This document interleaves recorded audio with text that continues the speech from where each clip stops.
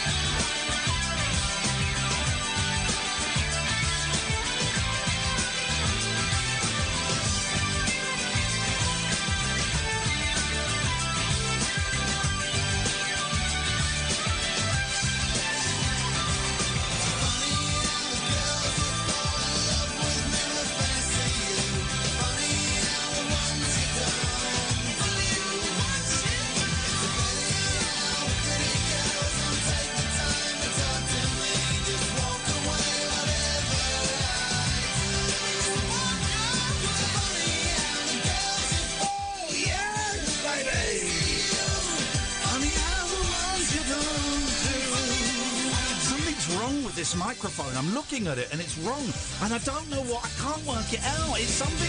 I think the technical term is it's alter-cock. It's alter-cock. Those naughty, what are they called? Badass women. The badass women. They should be called the naughty ladies of Talk Radio. They come in, they smash the place up and they leave because they can. It's enough of that. Something's happened. We don't know. We don't care. It's Saturday night.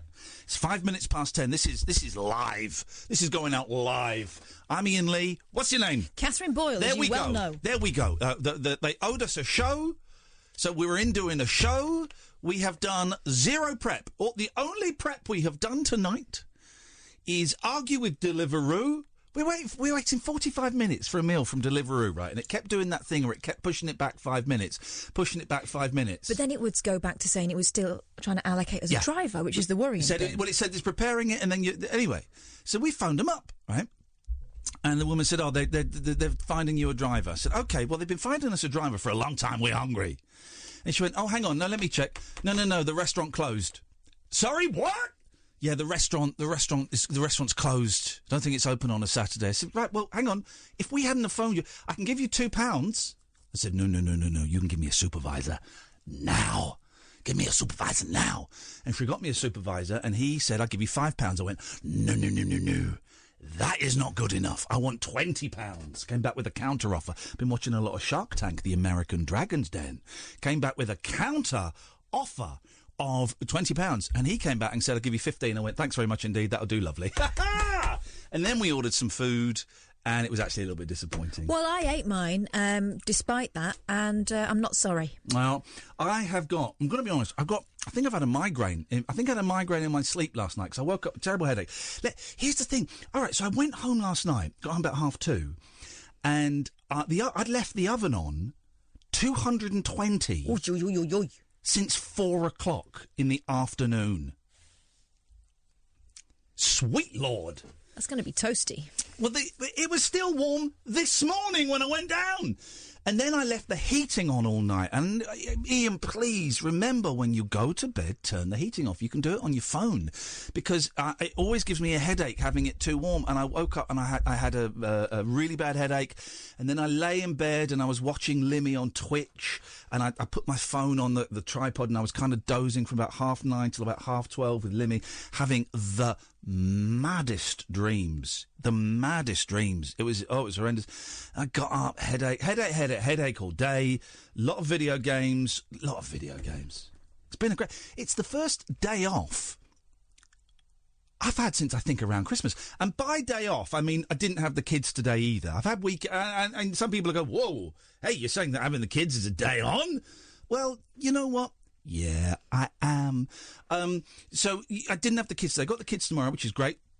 But it's the first day I've not had work or the kids or anything in the day. And it was like, well, and so I was at 12:30. I thought, I should probably get up.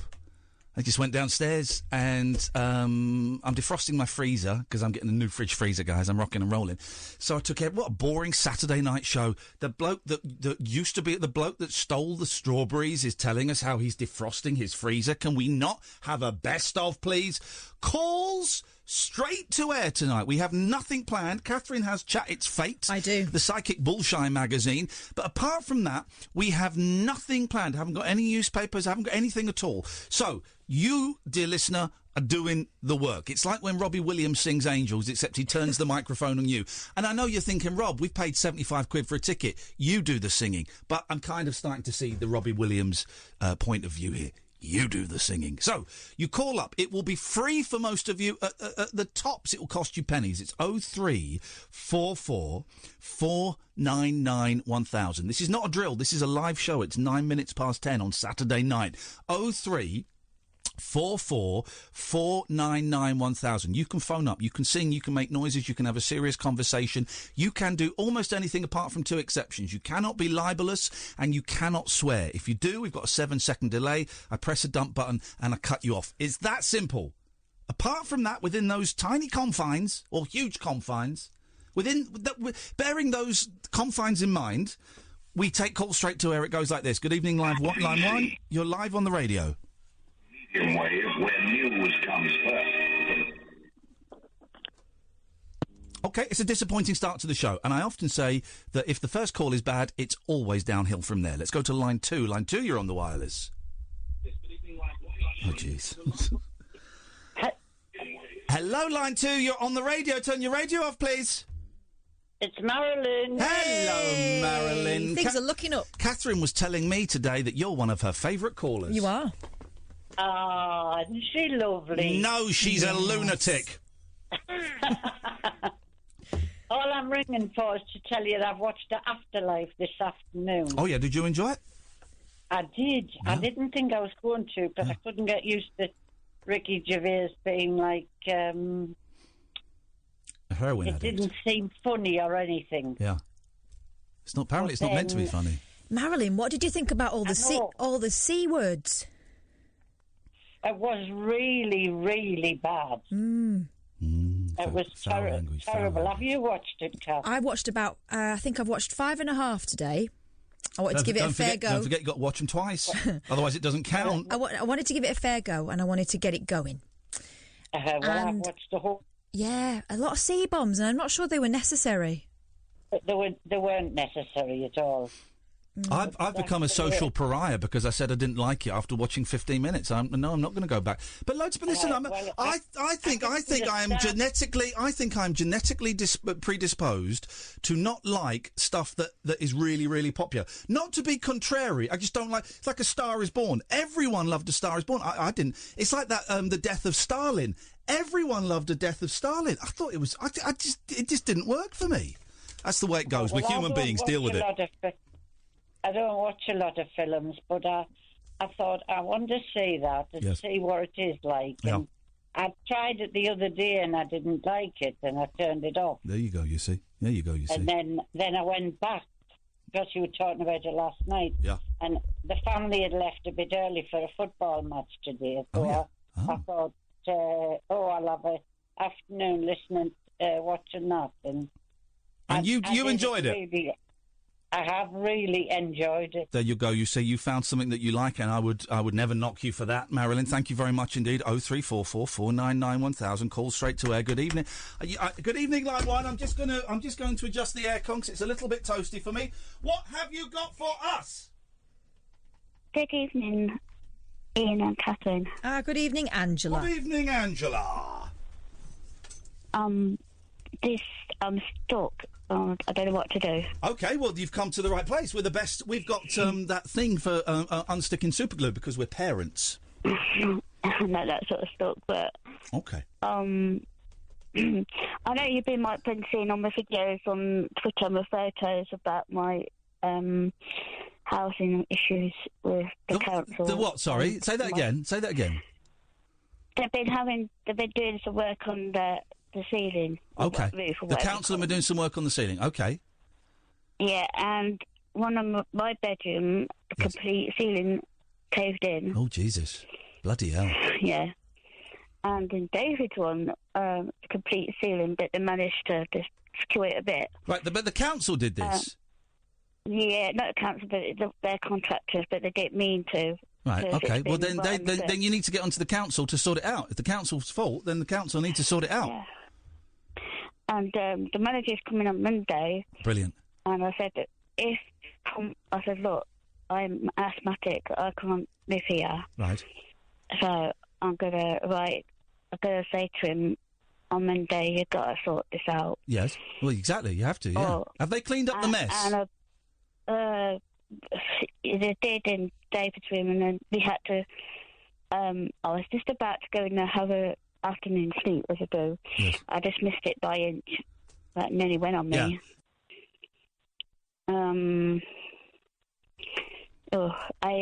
I've been looking down at the MPs that we got. I can't remember if we're Labour or Conservative, but I've been going down. Right. Well, hang on. When did this happen? Yeah. This one happened on, I think it was Tuesday, I think. Okay, right. So it's quite recent. Right. Well, the council are coming out on Monday to have a look at it. Yeah. And right. Well, then you need to. Well, okay. You can write to your MP, email your MP, tweet your MP. Always do that. But you kind of need to give the council a decent crack of the whip to try and fix it. Yeah. And they've had less than a week. Yeah, and this manager said, look, if I noticed bits and bobs coming out, the big gap, and I sent you the video, and he said, if we can't fix it, there have to be houses. Okay, well then that sounds not ideal, but okay. So there's a plan in place. Great. Yeah, there's a plan. So he said you can have anything you want. I said 2-bedroom bungalow, please. Okay, well, there you go. Yeah, and I just it's been just a bit stressful. Yeah, I bet it's been horrendous. I bet it's been horrendous. But it sounds like that they're kind of, if they're coming round on Monday, less than a week after it happened, it sounds like that they are certainly taking it very, very seriously indeed. And obviously, bill them for any damage to any of your stuff that's been caused. They're about 1 million minutes, but I wasn't too bothered about that one anyway, because I was going to get a bookcase, because I've had that since I've left home. Yeah. So I was going to it's going to go anyway. Okay. So, my mum's going to have a lot of our stuff. Right. I've had to move all my stuff out of my bedroom because it's getting a bit.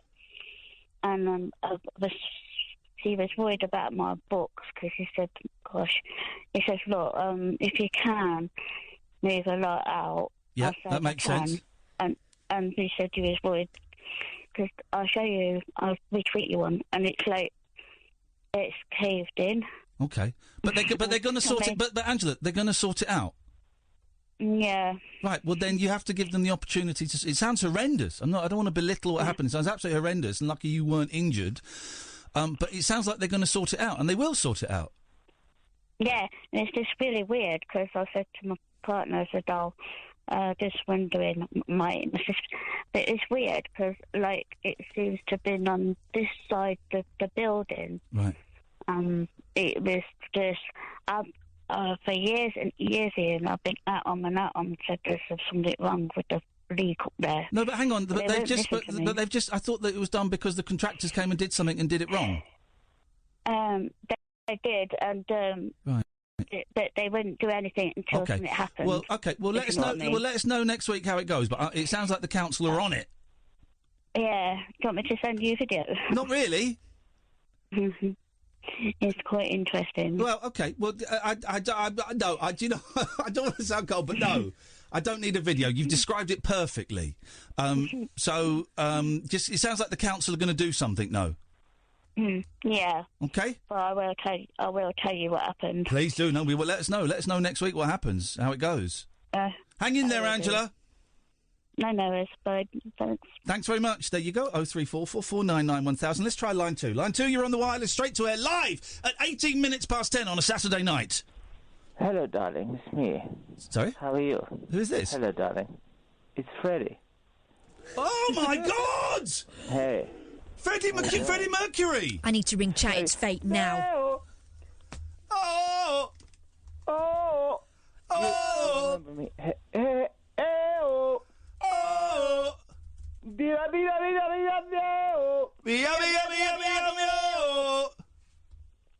You guys have got it. You got it, man! Freddie, this is incredible! From beyond the grave! Hey. I wanted to give you a call. Yes, man. I'm so glad we got Freddie Mercury on the phone from beyond the grave on a Saturday night. This is amazing. Oh.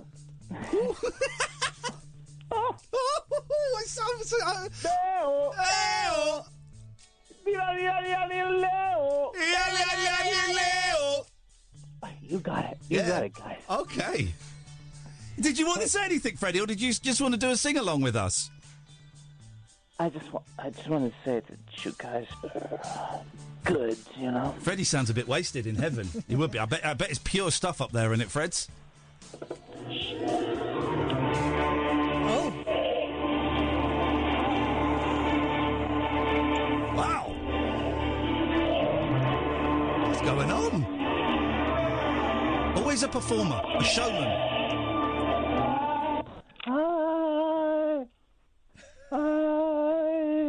Okay, that was Freddie Mercury calling us from beyond the grave. What an opening 15 minutes! I feel so very special. I feel blessed. 0344 499 1000 is the phone number. Call straight to air until 1 o'clock because, yes, Catherine and I are that lazy. Across the UK, online and on DAB. The Late Night Alternative with Iain Lee on Talk Radio. 0344 499 1000 is the phone number. Call straight to air. Good evening, line 3. Hello, caller. Oh, hello, Ian. It's Nigel from Maidstone. Yeah, I got your food. Did the delivery come? Pardon? Did the delivery of food from Tesco's come? Yes, it came about the right time, about 10 to 10, I think. Beautiful. There you go. Is it all right? Yes, I'm so pleased. I thought it was Christmas. Oh, mate. Well, it's my pleasure. So much. Is it all right? It's stuff that it's stuff that's quite easy to cook. Is it? Can you can work it out to cook all that? Can you? Wait, does it go in the oven as well? Goes in the oven as can go. I know you haven't got a microwave, so I think everything there in there should be able to do in the oven. Yeah, sausage and mash, and cottage pie, those type of things. I think there's a roast dinner in there and some bits and pieces. There's some Coke in there as well. I'm very pleased with what you sent. Good. Well, I'm glad, man. I'm glad. So that should tide you over for a week or so. Yeah. Well, yeah. I was going to say all my bills have mounted up. Yes. Like the electricity one came today for about £200 or £300. I think it was over £200. Yep. It says if it's not paid within a certain date, I'll get into trouble. What's the date? What's the date it's got to be paid by? I can't look now because they're all mixed up. But no, it's not just. Oh yeah, I think it's June now. Actually, can I ask you a really personal question that might seem a little bit rude, but it was actually really important that you give me an honest answer. Okay. Yeah. Do you struggle reading a little bit? No, I can read okay. Okay. But it's just a bit frightening because I've been paying so much a fortnight. Yeah. And they know, I've spoken to people and they know already, but still they bombard me with these 200 or 300 bills, which I can't possibly pay out of my money. What other bills do you have? There's a poll tax to finish off, which is £23. Okay. The biggest bill that is worrying me is my phone, to keep this phone working, because I need a phone. Yeah. And if I don't pay £50 next week or something, they'll cut it off again, then I won't have a phone. Okay. I need some help to get the phone sorted. Catherine has. By the way, lots of listeners have been suggesting people we could get in touch with. Catherine was on it at 2:30 this morning. When we got home, Nigel, I did the shop. I did the easy bit, and Catherine has emailed a lot of people. Catherine, who have you been in touch with, and where are we? I've been emailing. I've emailed the social services where you are. Yeah. I've emailed your local MP. Now, neither of those accounts have been... I got like a thing saying that they received them, so I bet they're going to look at them on Monday and they'll get back to me then. I've also heard from... They're going to contact me then? I think they will. I really believe they will, and if they don't, I'll ask them again. We've also heard I don't think it's fair that I've got so many bills coming all at once. Nigel, just listen for a couple of minutes, right? Because Kath's going to tell you a couple of other things, all right? We've also been contacted by another MP from a neighbouring area. So she's not your MP, but she knows your MP, and she said that she's going to contact that MP and make sure that she looks at your case. And she said that she's pretty sure she'll be able to help you. I've also been speaking to a really nice lady called Vicky, who she's a social worker at social services where you are, but also she helps run a charity where they can sort of look at your bills and work out what's what and get them organised and things like that. So she said she would have a look, and she's going to be in touch, and I know she's listening now. So Vicky, if you're listening, that's... I think I've spoken to Vicky once. I recognise the name. Okay. I might have spoken to one if she's for social services. Well, listen, here's the thing. All these people have got your phone number and they know where you are, right? Yeah. Because you gave that to us and very kindly said that we could pass it on. So as soon as you hear from any of those people, get in touch with us and let us know. But I'm pretty confident, Nigel, that you're not going to have to go through this on your own. And, we know what's going on now as well, so we can bang the drum for you. Yeah, it's pretty frightening, really, because they threaten to cut your electric off if you don't pay £200. And you were telling me, Nigel, that I spoke to you earlier on today just to let you know the food was coming, and you told me that you were struggling to get out of bed because it was so cold. And I'm feeling quite ill every morning once I've been to sleep. I didn't feel very good when I answered the phone to you, but I've been waking up every hour, really, because I don't sleep properly. Because of Mum dying. But is it? But you were saying you were cold in the house today. Yes, I had the heating almost full up, but it tends to go off by itself. It just cuts out. It doesn't stay at I think it wants bleeding, as they say. Yes. Okay. All right. All right. Well, listen. There's not much more we can do tonight. 10:30 on a Saturday night or tomorrow.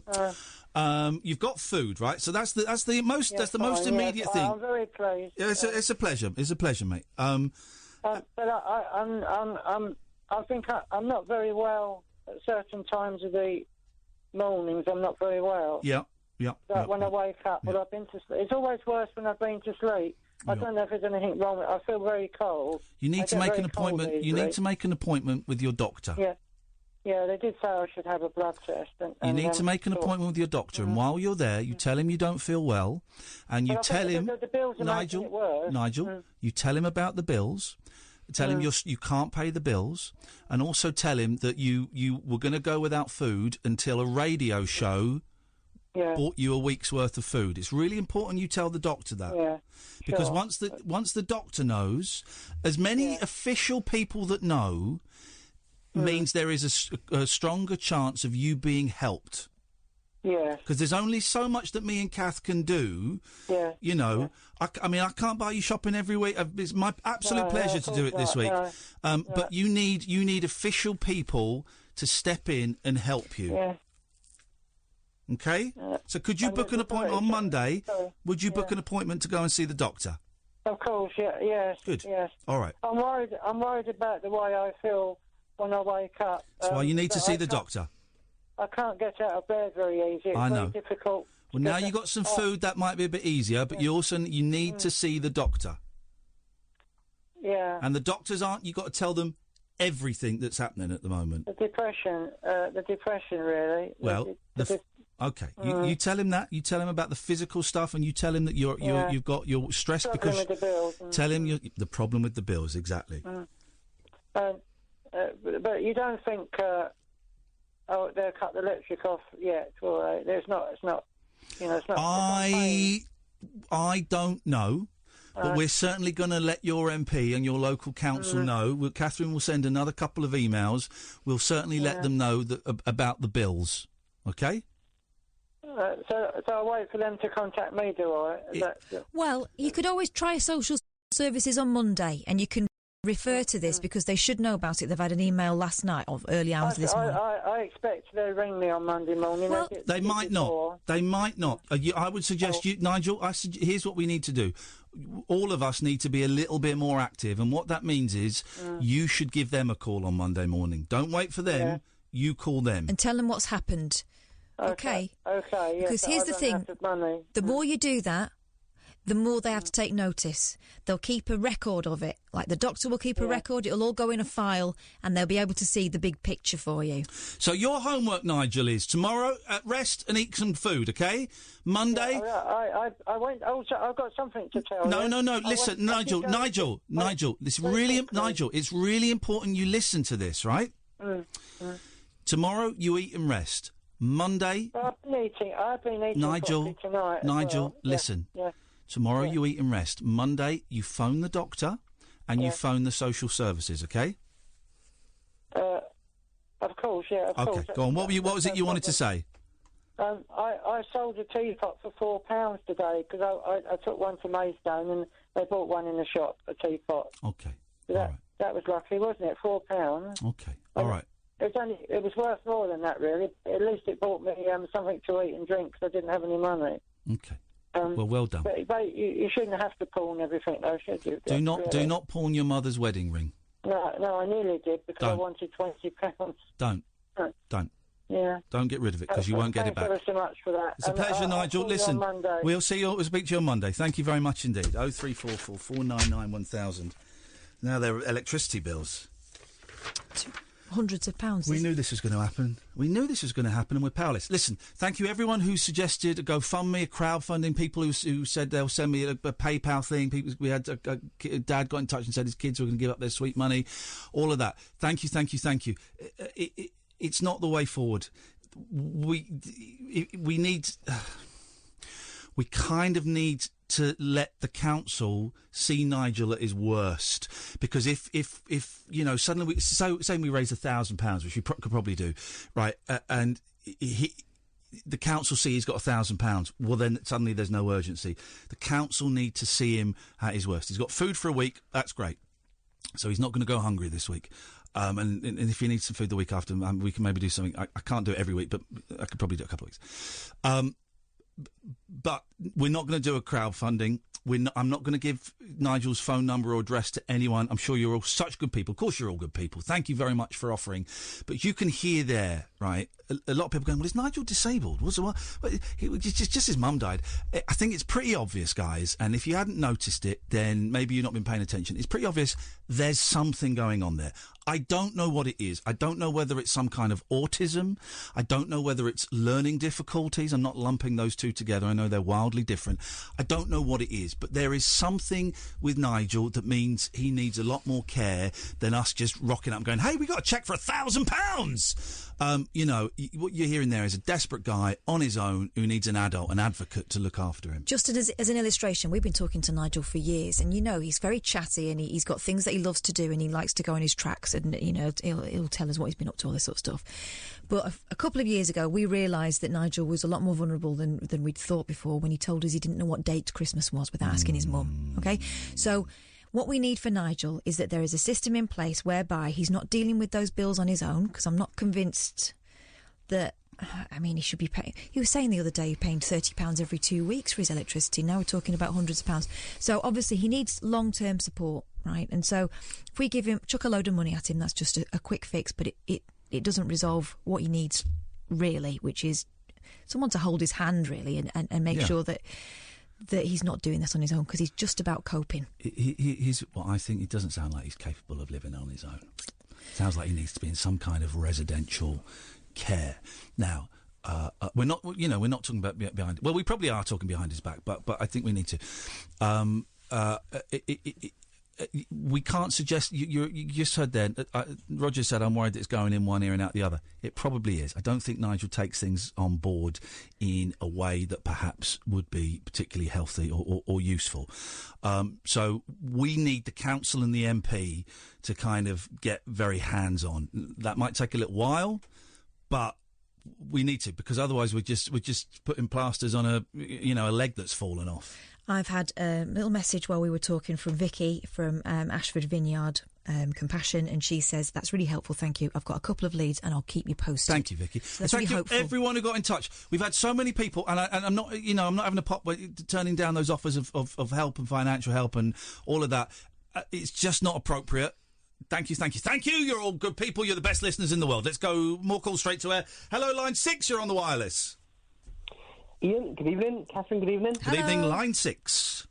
Hello. Just a quick joke for 5-year-olds, if that's it. Oh, but beautiful. Yes, please. Hopefully we've got some 5-year-olds up listening at 10:35 on a Saturday. Okay, so here we go. What's green and sits in the corner? I don't know. What is green and sits in a corner? The Incredible Silk. Thank you very much indeed. Let's go to line 7. Line 7, you're on the wireless. I like that. Hello, Ian, and hello, Kath. Hello, line 7. It's good. Yeah, good to talk to you tonight. It must be. Yeah, I thought I'd give you a call because someone on Twitter encouraged me to, basically. Oh, they're always the best calls when people are bullied into doing it. It was following our exchange tonight about the radio station wordplay. Oh, yeah. Do you remember me? You said, join me on Talk Radio tonight. Someone said magic. Oh, here we go. I said, join me. Someone said magic. I said, no, it's Talk Radio. And then someone said, oh, smooth. I said, no, it's Talk Radio. And then there were a load of crap ones coming in about you've got to have hearts, which doesn't work. It might have been this guy. Careful what you say. Well, I was the one who said, haha, smooth. There we go. Excellent. That was it. Okay, okay, you're in the gang. You're in the gang, which is great. Yeah, there was a few others saying, have a heart, Ian. Didn't work. And stuff like that. Didn't work. No. Yeah, the have a heart didn't work. So go on. Yeah, it was Jasmine who encouraged me to phone in. I think she's a fan of yours. Okay. Well, so what, have you got another one for us, or are you just phoning in to get the... Do you want a round of applause, like it's James O'Brien's Mystery Hour? Or you just want Jasmine to stop badgering you? No. I've got something for you two that you might like. Go on. I'm actually a regular listener of a friend of yours. Oh. When I'm at work, I listen to Mr. Ronnie Barber. Oh. Hey, that's Kath's buddy. I've still not met Ronnie. You won't let me meet... You won't let your... It's like crossing the street. Your former doctors. Well, maybe you're the doctor and we're the assistants. I just don't know. Ronnie's a good one, though. We like Ronnie. Yeah, he is. I listen to him every night at work. Yeah, he does a great show. He does some great phone-ins. Who does the best show? Who does the best show out of me or Ronnie, please? Ronnie, he does. Okay, thanks so much for your call. You troll! You scumbag troll! Catherine, who does the best show of me and Ronnie? Can't be mad at him. I mean, you both do. He's good. He's good. I'll let him have You're that. both excellent, and it's no coincidence. He is good. I like Ronnie a lot. Good evening, line 8. You're on the wireless. I hope, is that Ian? Yes, it is. Is that Smudge? He's Smudge. Smudge, we haven't spoken for years. High five. Hi ho, silver lining. How you doing? Oh, mate, I'm on top of the world looking down on creation. It's Saturday night. What are you doing on the radio? They owed us a show. I have to say it's 10:38. This is a live show, straight to air. 03444991000. This is live. This isn't the best of. I tell you what it was. We didn't have enough material for a 3-hour best of this week, so they got us in live. Well, it's absolutely fantastic to hear you. Hello, Kath. How you doing? Hello, Smudge. Hey up, love. Smudge is about to explode. Don't go any higher, Smudge. I am about to explode because I am so happy because you're on a Saturday night and this is the time of the week when I actually get to listen to the radio because I don't have to go to sleep early because I'm a gritter. You're a what? I'm a gritter. He's a gritter. You're not going to church tomorrow? Oh, he's laughing at the Christian faith. Don't be ridiculous. I don't believe in God. After this, there's nothing, mate. Yeah, you know, when you die, that's it. Oh, blimey. Sorry, am I being... What a depressing thought for a Saturday night, but he's right. No, I'm only teasing. Of course, there's lots of candy floss and stuff when you die. Don't worry about it. Anyway, listen. Yes. Smudge. Very importantly, the reason why I phoned you up is... Yes? The most important song in the world is Donna Summer's This Time I Know It's For Real. Did you know that? I'm on. The most important song in the world? The most... Have you ever thought about what the most important song in the world is? I know I haven't, but you're saying it's Donna Summer. Of course it is. Okay. Look, This Time I Know It's For Real, written by the Stockaken and Walkerman boys. Yes. You know the Walkerman guys? Yes, the Walkerman brothers. The Walkerman brothers. Yeah. They wrote it, and they knew what they were doing when they passed it on to Donna Summer, who sadly has passed away. Today? And she's with the Candy Floss now, so don't worry. Did she die today? No, a while ago. A couple of years back now. Okay. You don't need to get sad for that. Okay. Well, I'm still sad. Anyway, so listen, right? Yes. So the most important song in the world is This Time I Know It's Real, because it actually shows how much you could love somebody if you really wanted to try. Yeah, true. Well, no, isn't she saying that that every other time she thought it was real, but it wasn't, right? So what we have to assume is that we can't trust her judgment on what is real love and what is not, because she's thought it was real love in the past, right? But this time I know it's for real. She knows. Yeah, but she knew it was real the last time, and it wasn't. She knew it was real the one before, and it wasn't. What you're doing is you're reading far too much into it. Well, you just said it's the most important song in the world. I'm going crazy, Just to Ian, let you know. to let you know. Yes. You'd be amazed how much I love you so, baby. Okay, can we get back to the song, please? When I get my hands on you... Dirty boy. I won't let go. Smudge? This time I know it's for real. Okay. You see? Yeah, thanks very much indeed. That was just getting a little bit horny for me. Let's have one more call, then we'll have a break. Line 2, you're on the wireless.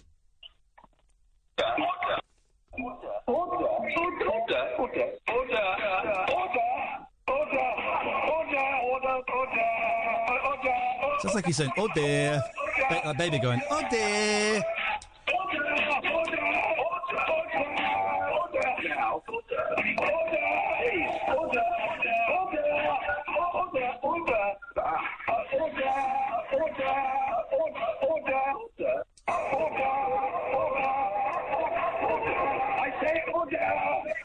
Okay, I think we get the idea. Thank you very much indeed. Let's take a quick break. This is Talk Radio. Across the UK, online and on DAB. The Late Night Alternative with Iain Lee on Talk Radio. 03444991000. My block hammer is strong. My block hammer is strong. I had a little wobble earlier on Twitter, mainly because I've had this migraine and the stress of life and dealing with, worrying about Nigel and other things. So I just had this migraine, but and I had a little wobble online earlier on. But I just, Jesus, I held a bloke's hand while he died and was brought back to life the other week. So I'm just going to block dickheads on Twitter. I don't care. 03444991000. This is live. It's 10:45. This ain't no best of. This ain't a drill, I believe is the I think phrase. you might have noticed that. This is Iain Lee and Catherine Boyle, the Late Night Alternative. We are live tonight. It's not a regular thing. It's a one-off. Here's what we want to do 6 nights a week. We want to do it. We want to. The plan we came up with, and we approached the boss, and he was all up for it, but then kind of didn't, said we haven't got any money for it, was that Kath and I would do the show in the week, 5 nights a week, then we'd alternate who did a Saturday night, so that we get time with our families. Yeah. Or I could have time with your family. You could have time with mine. I don't really care. But so, because I can't do every Saturday night because I've got to get the kids obviously divorced. Not my kids are divorced, but and it would be tricky for Kath as a parent. It's, but we came up with this great plan that I would do it one week and Kath would, and we'd alternate. And then maybe if there was a couple of weeks I couldn't do it, Kath would do it. Then I'd do a couple, and it would be a pretty even 50-50 split, and it would be lovely because it would be.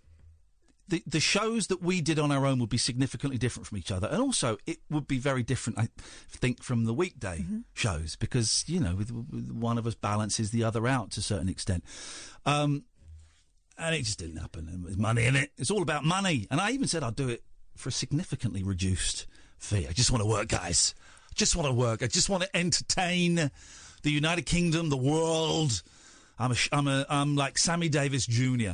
You know how Sammy Davis Jr. lost his eye? No, I don't. Car crash. He had a really... I think I've got this right. He had a really, really nasty car crash, right? And this is when he was a big star. Big star. Oh, right, so it wasn't from being a boy. No. Big star. He had a car crash. I think I've got this right. Any Sammy Davis Jr. aficionados listening, do correct me. And the nearest hospital was 15 minutes away, right? But he had to go to the hospital that was an hour away because he was black. Oh, my God. Couldn't go to the hospital 15 minutes away. It was for whites in America. He had to go to the hospital an hour away for blacks, and they couldn't save his eye because it took so long to get there. I'm pretty sure I've got that story right. I'm pretty sure. That's incredible, isn't it? That's amazing. That's Sammy Davis Jr., you know. Your grandparents... I was alive when Sammy Davis Jr. was alive. Anyway, we're doing calls straight to air tonight. It's probably free. Cost you pennies at most. You call up 07... No, that's my mobile number. You don't Careful. call that. Flipping heck! Even Boyley don't know that. 0344... Have you ever done that, given out your home phone number? I've given out half of it before, I think. Can I say something that many people will find offensive? Oh, God. I always thought Michael Ball was gay. Just always thought he was gay. And today he was talking about his female partner. Mm-hmm. One shouldn't necessarily, you know, of course you shouldn't make it's not a judgment. I just assumed it's like, wow, he's going out with Cathy McGowan, who used to present Ready, Steady, not Ready, Steady, Cook, Ready, Steady, Go. Right. I was so surprised. It matters. It doesn't. Of course, it doesn't matter. But I just, you know. Yeah, there are some surprises in life, aren't there? What a waste! What a waste. He's straight. What a waste. Do you ever people used to say that when there were some really hunky guy was going, oh, what a waste. I know. Usually followed up by, he's not found the right girl. Yeah, yeah. I'm laughing, but I'm sure lots of people have been forced into that situation where they've had to try and find the right girl. 0344 499 1000 is the telephone number. Call straight to air. Let's go to line 1. Line 1, you're on the wireless.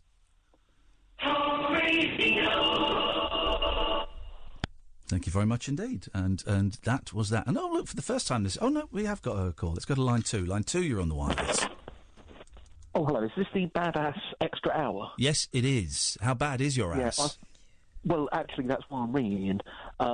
If some senna overnight doesn't do the job, tomorrow I've got suppositories. Okay. Have you any experience? What happens? This happens.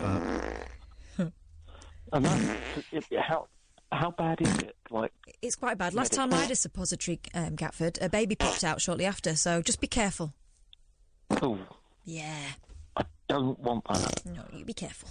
I've been practising. You can get, like, practice suppositories, these little kind of, like, black sort of rubber bullets. Uh-huh. They've got, like, a round disc at the end, and you can just kind of insert that. And I insert one of those as a practice suppository. Yeah. And you just walk around all day with it. I think I've seen those. Do some of them have, like, bunny tails? Yeah. Get, like, a horse. You can do. They're the extravagant ones. It makes medicine fun. It makes bum medicine fun. Yes, it does. Let's go to line 3. Line 3, you're on the wireless. Bum medicine. It's very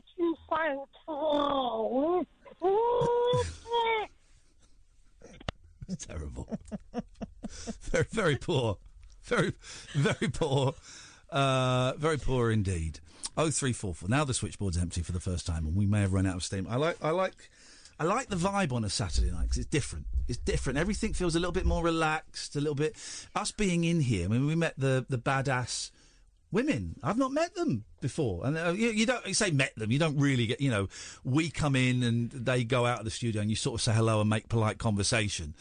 And normally, I imagine they would, you know, normally it's a pre-recorded show after them, so they can leisurely evacuate the studio at their own pace, and we come in and they kind of, you know, had to speed up a little bit. We don't care if they're still in when our show starts. Doesn't matter, does it?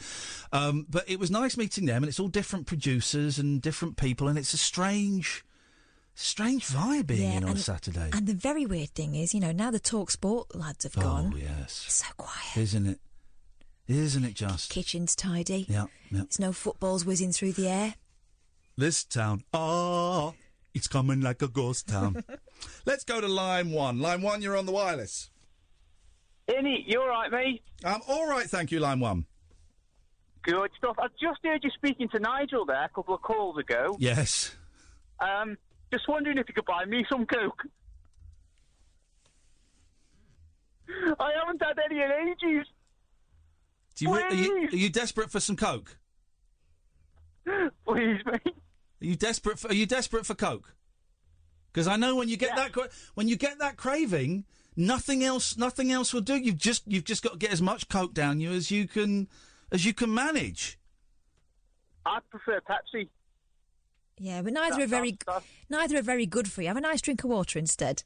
Oh, I'm so sorry. I thought you meant cocaine. No, I will not be buying fizzy drinks for you. Sugar is very, very bad for you, caller. Thank you. Dear God. Line 2, you're on the wireless. Oh, hi, and I've got Yoko Ono with me. Yeah. Yoko Ono. Go on, then. She'd like to sing a song for you. Live on the radio. Okay. You ready for this? Not really. Here she is. She's a bit nervous. Okay, well, it's going to be a bit racist. Here we go. Louder! Louder! Higher! Louder! I love it. I love it.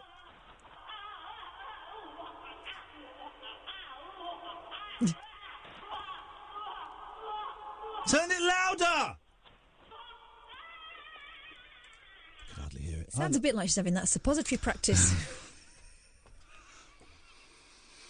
You put drugs, suppository medical drugs, Yeah. Well, any drug up your bum because it enters the bloodstream very, very quickly. What's going on down there? Gets sucked up, doesn't it? No, I thought it entered the walls of your bum. That's how it got in. No, it doesn't get sucked up. Like change in the olden days when they used to stick it in like those tubes in the bank. Yeah. What is that? The French rely on the suppository an awful lot. Yeah. I thought it entered the bloodstream in your anus because that's a way of taking illegal drugs as well. Is people will rub it around their bum. Oh gosh. Yeah. It's a very dirty world. Good evening, line 1. You're on the wireless.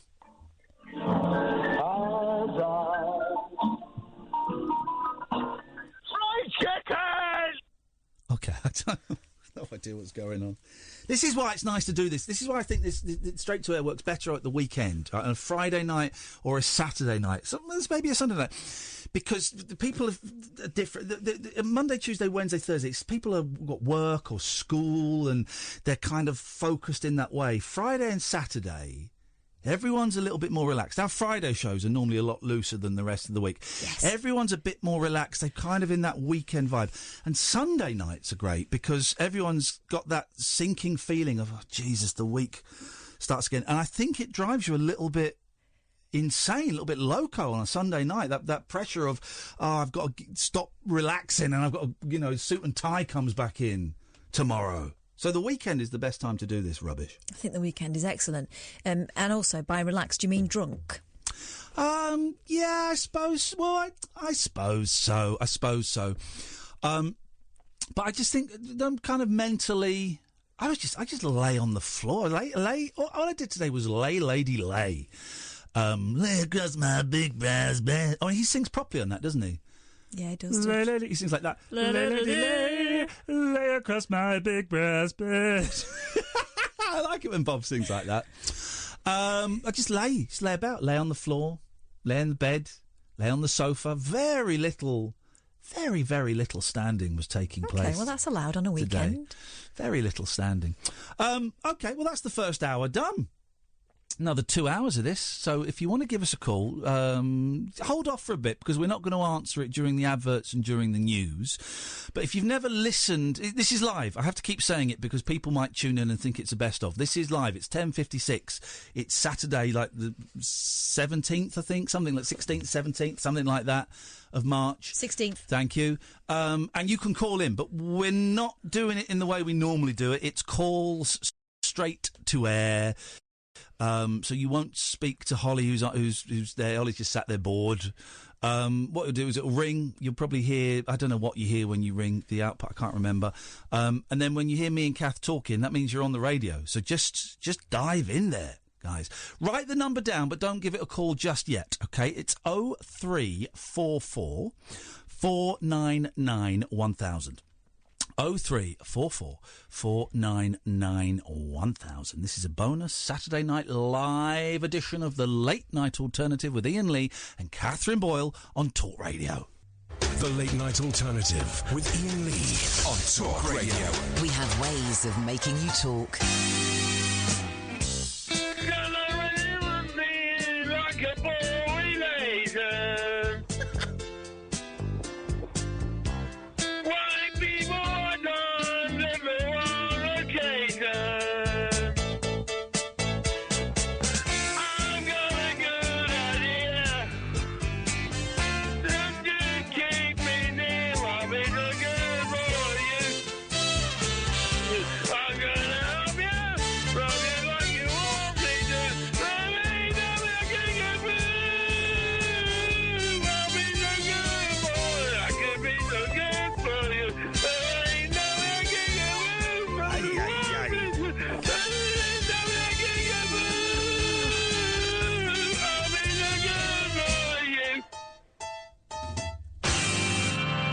That worked well, didn't it? 0344 499 1000. We're not normally live on a Saturday. Normally you'd be listening to an, in inverted commas, a best of, right? But it's 3 minutes past 11. It's Saturday, I think the 16th of March. This is live. I'm Iain Lee. Catherine Boyle is just coming in. We're being very lazy, though. We are taking calls. Thank you, Catherine. We are taking calls straight to air. We've done no prep whatsoever, although we do have Chat It's Fate. So we'll delve into that in a bit. But in the meantime, 0344 499 1000. Calls go straight to air. Don't swear. Don't be libelous. That's the only rule. Let's go to line one. Line one, you're on the wireless. Hi there, Iain. It's Roy here, Roy Chubby Brown, mate. How's it going? It's going very well, Roy. How you doing, mate? Well, we haven't seen each other for a while, but I always, I'm getting on a bit like, but I always tune into you on the wireless, Hey, thank you, Roy. Listen, I don't like all your material, but I'm a big fan of a lot of, you old school comics. We owe you a lot, so it's great to talk to you again, mate.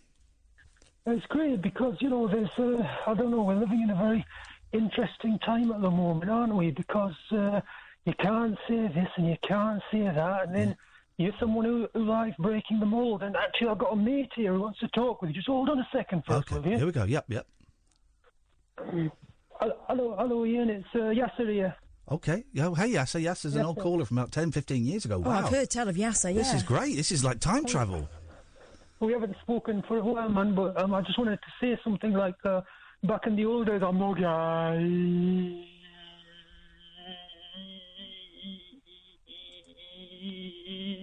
Hey, Vinny, I just want to say something. I'm no guy. Literally no idea what's going on there. I think that's the sound of a guy having a nervous breakdown. That's what it sounds like. And if your partner, ladies, sounds like that, then quick, dial our number and hold the phone by them. Also, thoughts and prayers. Thoughts and prayers. I want to do a show. I want to do a TV show called Thoughts and Prayers. But I don't quite know anymore. We've got Division sorted out. Division. Order. Division. We've got that. That's a game show, and that could work. ITV Tea Time. Replace Golden Balls with Jasper Carrot. Are you doing Division as one and then Order as another? No. Order is things in sequence. Order is one of the rounds. Division. Yeah. Division is the name of the show. Beautiful. Line 3. You're on the wireless. All right, love. It's it's some Cockney lady from the 50s. Oi. What? What's new, anyway? Sorry? What's new? Are we getting? I don't know who this is. Are we getting all of our calls from beyond the grave? Because it all sounds so faint and ethereal. Oh, I don't know what to do about that. You don't like people on loudspeaker? No, of course we don't like people on loudspeaker. We like people on good telephone lines. I'm on one, so what's new? But, you know, what's new? What the hell are you on a Saturday? All right, well, that's a different question. It's boring. They owed us a show, and so we're doing a show. Yeah, they took us off for Brexit. And then they realised there was no point. Yeah, though. I don't know. Your phone line is terrible. It's not. You don't know that. We know that. Let's go to line 4. Line 4, you're on the wireless. Hello. Oh, Jesus. I mean... Yes. We have such enthusiasm and energy, and the callers are just... Anyway. Yes, line 4. Well, hello, it's only Mark. I just wanted to give you a call. I've just been listening to your podcast from the thing with Nigel. Yes. So what he'll need is the social services will need to give him an appointee to help him with his money. Okay. I've just been listening to it. It got me a little bit upset, to be fair, to hearing a grown man cry. Well, there's nothing wrong with a grown man crying, but yes, it was a very upsetting... No, I mean, it got me a little bit upset. Yeah, it's an upsetting situation. Catherine is in touch with the social services, so we're on it like cool. Flint. We're on it like... No, we're in like Flint. And this is what's pretty cool about you, Ian, to be fair. You're on it. Yeah, I'm a cool guy. Lots of other people wouldn't do that. Yeah. Well, here's unfortunately, do we tell them now that Nigel's an actor and really? No, let's spin it out. Like that guy that we pretended was killing himself. Hey, listen, Mark, you're, thank you very much. It's very kind, but we're just human, and someone like that struggling who has given us a lot of entertainment over the years. Nigel has, and he's been a good sport. And just some people need a little bit of extra help, don't they? Yeah, they do. And obviously that was one of my jobs, but yeah. Okay, all right. But the social care system's shocking. Yeah, it's lousy, man. It sucks. Of course it sucks. And people die. People die because of the way that it's structured and the way that it doesn't work. So, at the beginning of this call, you used a term. What he needed was... what was it? So I can use the term... It's called an appointee. An appointee, right. So basically it's somebody that looks after his money for him, so somebody from, like, the council. Right. Yes, let me be your appointee. No way. Let me be your appointee. I'll be getting... You'll be getting a lot of Amazon packages, and I'll be getting poorer. Mark, thank you very much indeed for that. What was that song? Let me be your fantasy. Is it like Baby D or something? Baby D. How did it go? Let me be your fantasy. Yeah, it goes like that. Whoa, yeah. Come take me up to the highest heights. Oh, spread your wings and fly away. I'll take your love like a dance inside. Yes, man. Like that. It goes like that. Yes, man. Oh, I was in the club for a second there. Were you? Not like that. I was coming up. Let's go. That's how you do it. That's how you do it. We played Baby D twice in our house, and now we've got 2 kids. Line 4, you're on the wireless. Hello, Ian. Hello, line 4. Hello. Carol. Ian. Hello. I wondered if you'd remember me. How could we forget that voice? 1, 2. Well, I thought I'd better tell you why I've been absent. When I came to see you, and you was ever so kind and let me come see you in Bath. Yes. And I was on sticks. Yes. Yeah, not... because I broke my hip. Uh-oh. Well, I've just come out of hospital because I broke the other one. Oh, no! So I've got... You got to stop that rough sex. That's why I've been absent. Got to stop that rough, kinky sex.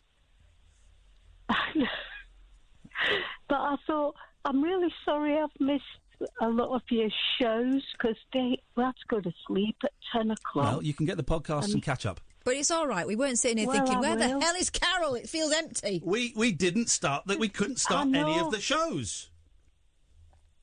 But I didn't want you to think I'd gone off you or anything. We didn't. We wouldn't think that for a second. Great. But thanks for the update. Broke me other hip. How did so you do? I got 2 now. What did you fall off? What did you fall off or over? I fell over in the kitchen. Just sort of fell sideways. Did you slip on a chip? I don't know what I slipped on. But I just hit the floor and I thought, and I knew straight away I'd broken it. But you'll never believe I've broken both hips. Well, I know you've told the same place. Yeah, what in the kitchen? Yeah. Yep. Well, not one in the same spot. In the same spot. Exactly the kitchen. The same bit of the bone. You're like Robo Carol now, but like Barry Sheen. Sounds like your batteries are running out, though. Wait. Yeah, they probably are. Yeah. But wait till I go on holiday.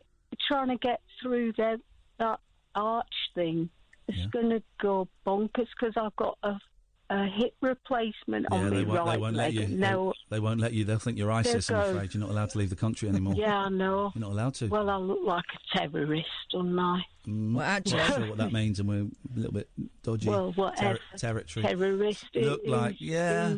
All right, Carol. Well, thanks for the update. There'll be a lot of people who can rest easy now. Oh, I was just thought. I heard you yesterday, but I've been down my own rabbit hole this week.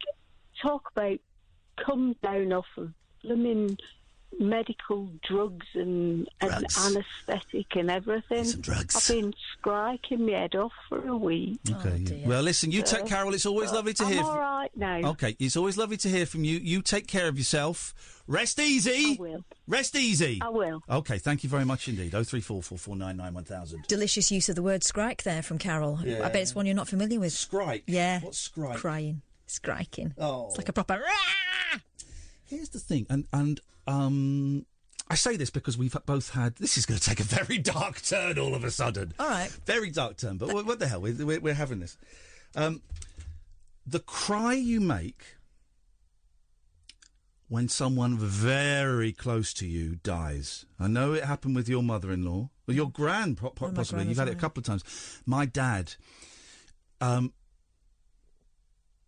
And no one tells you about that. It's the most guttural...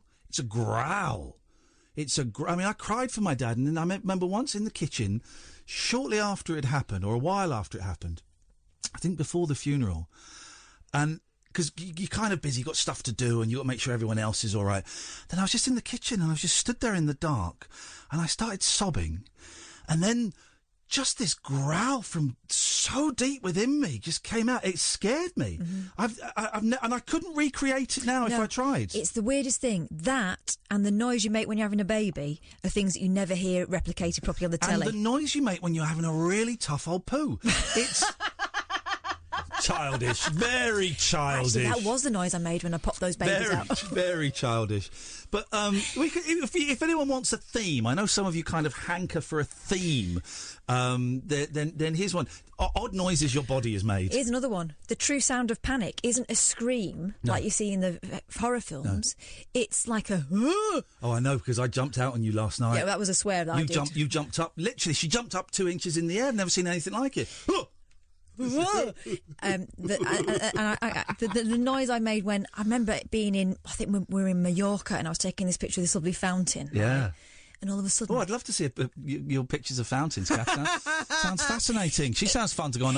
Mummy, please, can we go to the Disney store? No, there's a fountain, and I've not quite got a right picture of it yet. It was this gorgeous Moorish palace. Oh, it sounds great. Anyway, and it was before camera phones and that, before you took loads of photos. It was one of those situations where you took a photo and took it home and hoped you didn't get a sticker on it. Yeah. So I'm taking this picture, and all of a sudden I become aware that there's a face right next to my ear. And he went, oh, God, it makes me... He went, lovely, innit? Like in that voice. And I turned around and it was a bloke dressed as one of those living statues, like he dressed as this sort of goblin thing. And I made the noise, of the true terror noise of... Do those... I hate those things. I do like the ones that look like they're hovering. But really they've got like a pole through their sleeve or something. Do they the ones that paint themselves gold or silver, right? Yeah. That stuff's a bugger to get off, right? So do they sleep in it? Do they make love in it? Do they make love in gold? Have you ever seen the sitcom Angelos? I think I might have. Written by a really early Sharon Horgan. Paul Garner's in it. Steve Brodie and the guy with the curly hair from... Horrible History. Oh, Simon... I've worked with him. He was in Persuasionist. Yeah. Not Simon Fanshawe. Simon Farnaby. Simon Farnaby. Yeah. It's got some really good people. And it was great. It was on Channel 5 about, I'm going to say 15 years ago. It is brilliant, right? No one watched it. What was the premise? What was that? Angelo ran like a greasy spoon. Right. And the reason I mention it is because Simon Farnaby... played one of those golden statues in it. Paul Garner was a very funny copper with Sharon Horgan as his wife, and they couldn't have a baby. And I'm just anyway, it's very funny. I'll lend you the DVD if you've not, because no one watched it. It was put on like 11:30 on a Friday night on Channel 5, and it was absolutely. Sitcoms very rarely make me laugh out loud, and this one had me in fits, and I've watched it 3 or 4 times. I'll have to dig it out because it's so good. But Simon Farnaby is one of those golden statues. It's a brilliant... Them and the Windman. What's the Windman? The people that sort of... they've got a tie that stands up behind them. I like that. I like them a lot. I like the Windman. I don't like the Yodas. I don't like the people that are in cages. Oh, I was going to say, I saw one of them once. It was brilliant, but he wasn't as a person. He'd made himself into a rabbit in a hutch. How did he do that? What bit of his body was he using for that? For the carrot and the Brussels sprouts. Very misshapen carrot. I think it was mostly face. Do you remember the Curious Orange? Yeah, I do. It was a similar Paul setup. Butner. Yes, it was a similar setup to that. Have you ever like performed on the street? Well, I know. Not professionally, no. We know that out of the 2 presenters on this show, only 50%, the female side of this, have actually had sex outside. Not in the street, I haven't. Flipping heck. All right. But, not in a back alley or anything? No. Okay, I'm just asking. And it's not true. No. Well, you've had... No... You have had it outside. How many times? I'm counting. I wasn't going, and that's time number 4. More or less than 50? Oh, less. Less than 6. So 5? Probably about... No, I'm not going to... It never happened. Okay. But busking... I've never busked. I used to do it. It's the most... Once you get into it, it's fine, but it's that thing of, like... starting from silence. Starting. You got your guitars out and you're there and I've did it on my own a few times, which is awful. Or you're doing it with a mate and you go, should we do it? Okay. What should we do first? Okay, we do. Are we talking about busking again or my outdoor pursuit? You're an idiot, right. By the way, here's the thing. I wasn't doing it in the street or in back alleys. I lived in the countryside. So you did it up the dirt track? Flipping heck, mate. I don't know, did you? I did the... Was it the brown belt? Stop it. 0344 499 1000. This is Talk Radio. Across the UK, online and on DAB. The Late Night Alternative with Iain Lee on Talk Radio. Don't worry, they haven't yet. 0344. This is live. I have to keep saying this because normally on a Saturday it's 11:22 and 39 seconds on Saturday the 16th of March. At night. Normally it's a best of. They owed us a show, so we said we'll come and do one on a Saturday night, and we have done zero prep.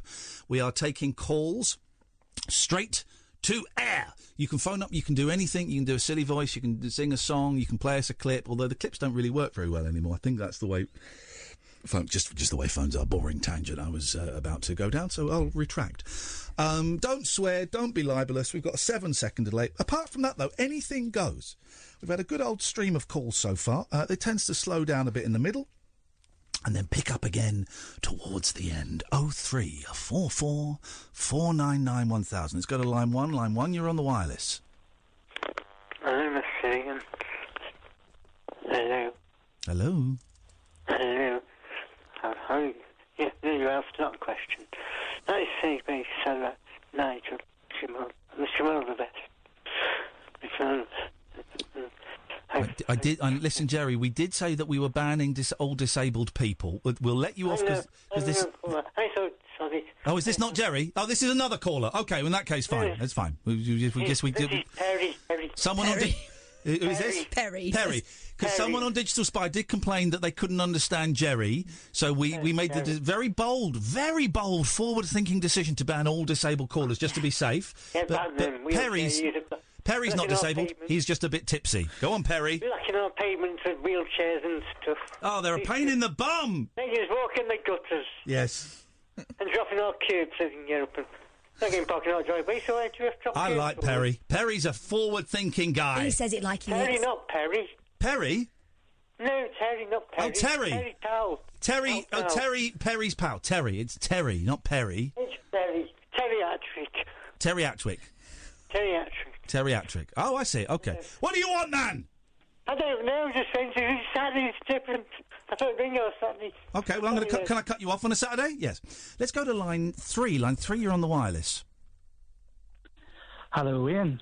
Hello, line 3. Hi, how you doing? I'm all right.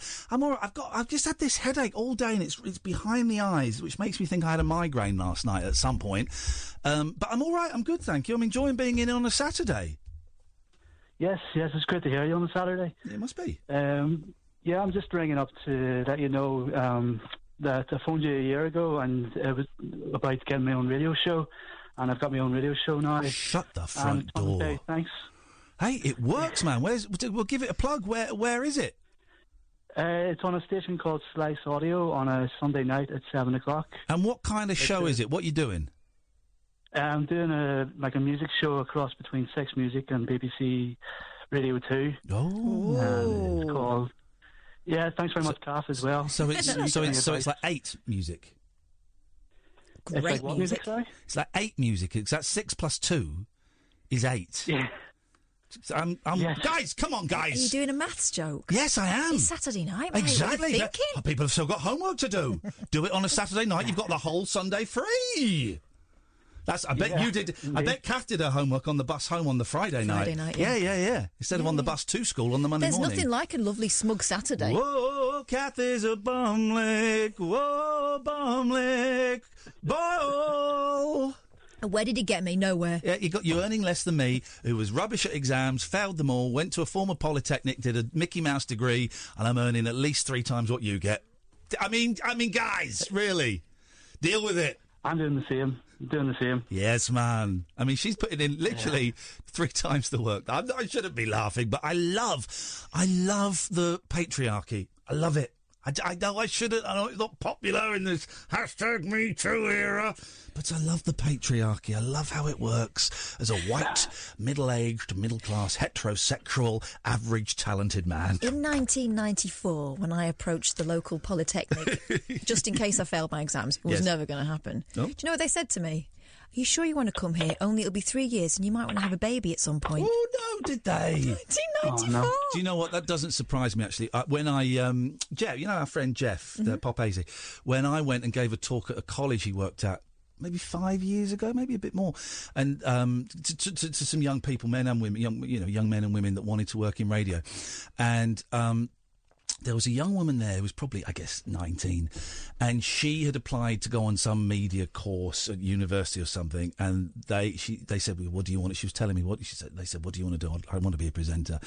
They said, no, you're better off being in production. There aren't that many female presenters. And I'm thinking at that age, she's probably at 17 or 18, I thought at that age, in the 21st century, they're still discouraging women by peddling that bullshine line that no one wants women presenters. You're better off. Yeah, right. You probably are more likely to get work as a producer. But if that's what you want to do, then go in there and change it. Everyone is more likely to get work as a producer. Of course they are. Because there are more producers than there are presenters. Of course. And you know what? It's a great stable job. The presenters come and go, and you'll still be there if you're any good. But I couldn't believe it. And this girl as well, she had her head screwed on. She was bright. Yeah. She sounded, she had everything going for her.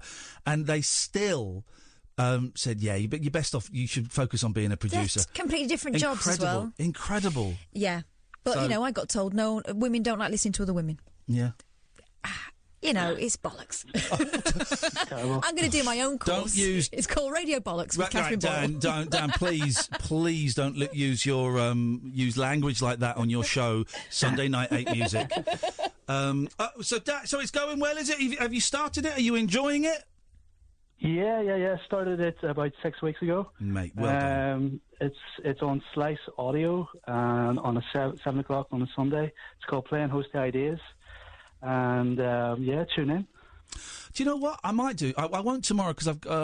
how long is it on? How long does it run? How many hours?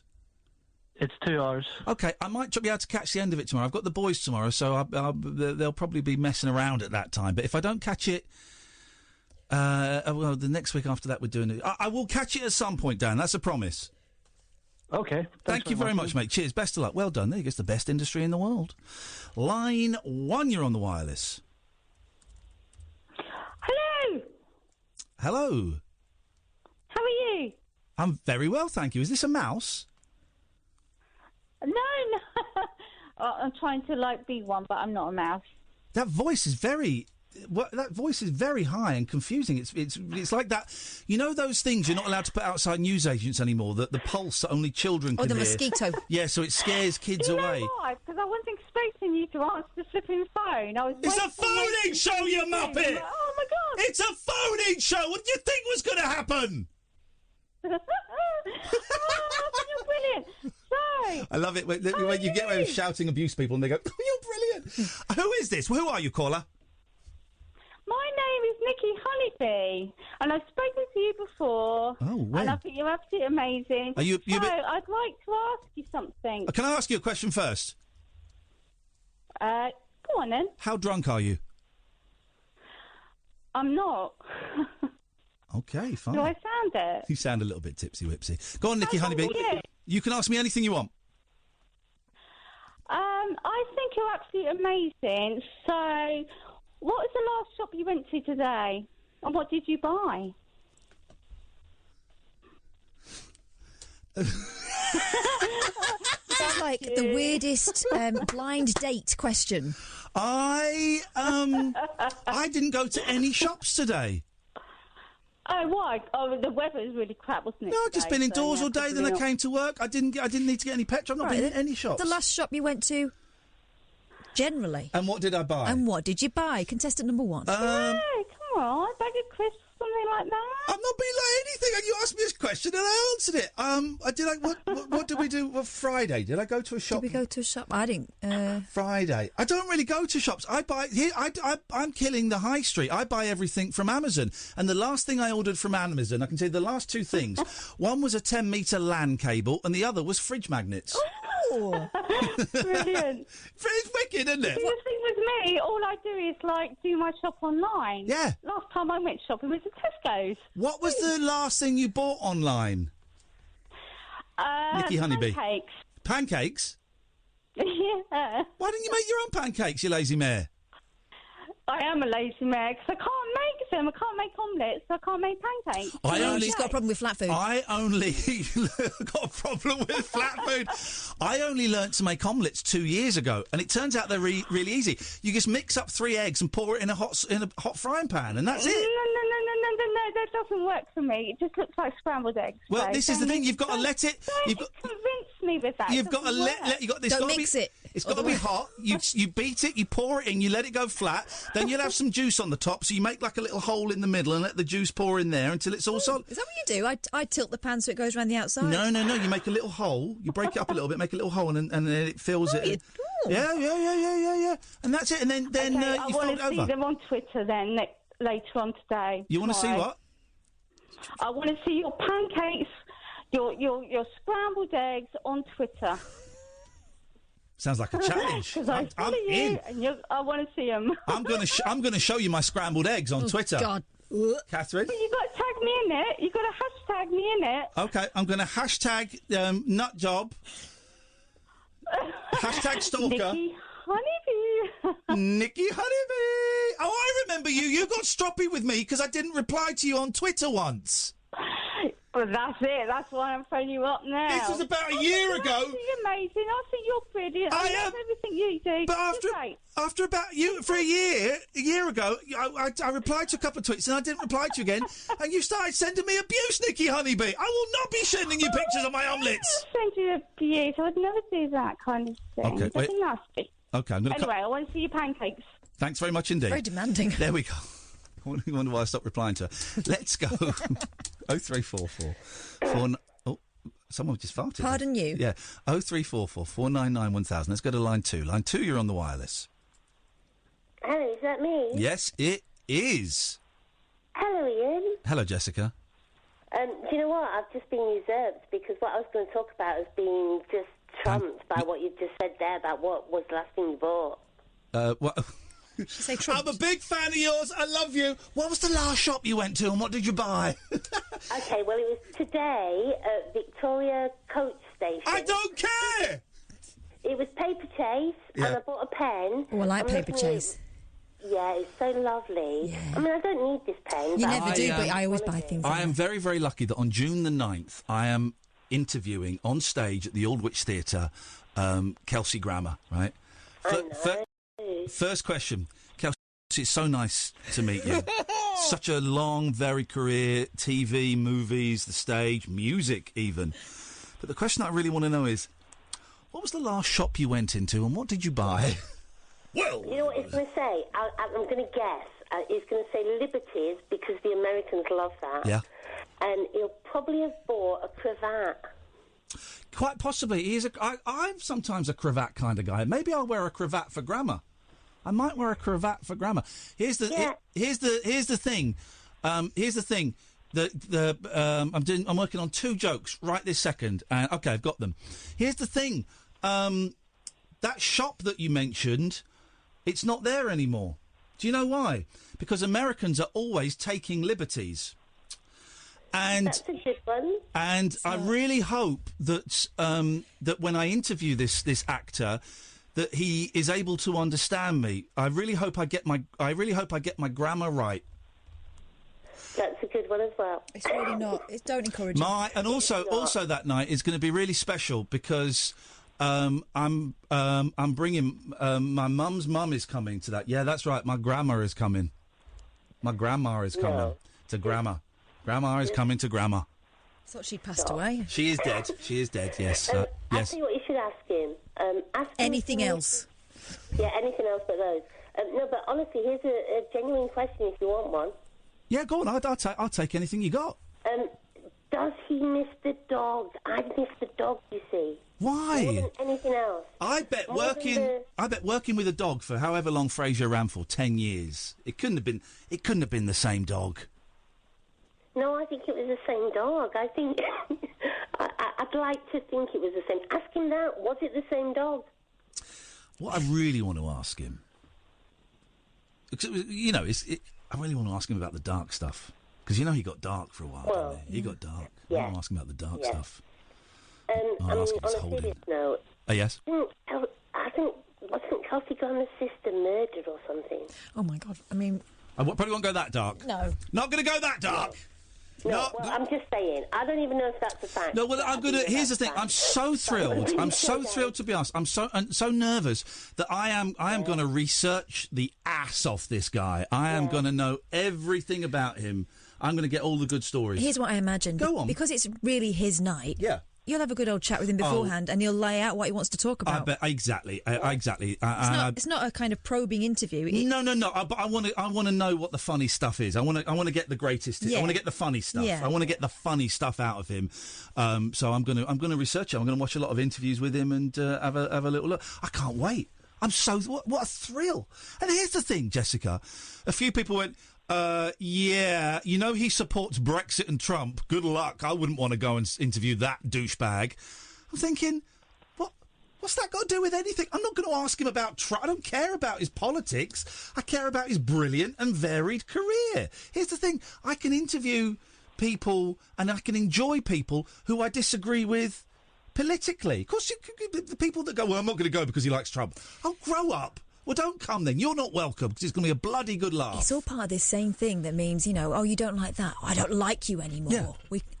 Well, I think probably the best thing to do, if I was you, would be just to be nice to him. Yeah. Because, he hasn't come along for you to, have a go at him. He's come along.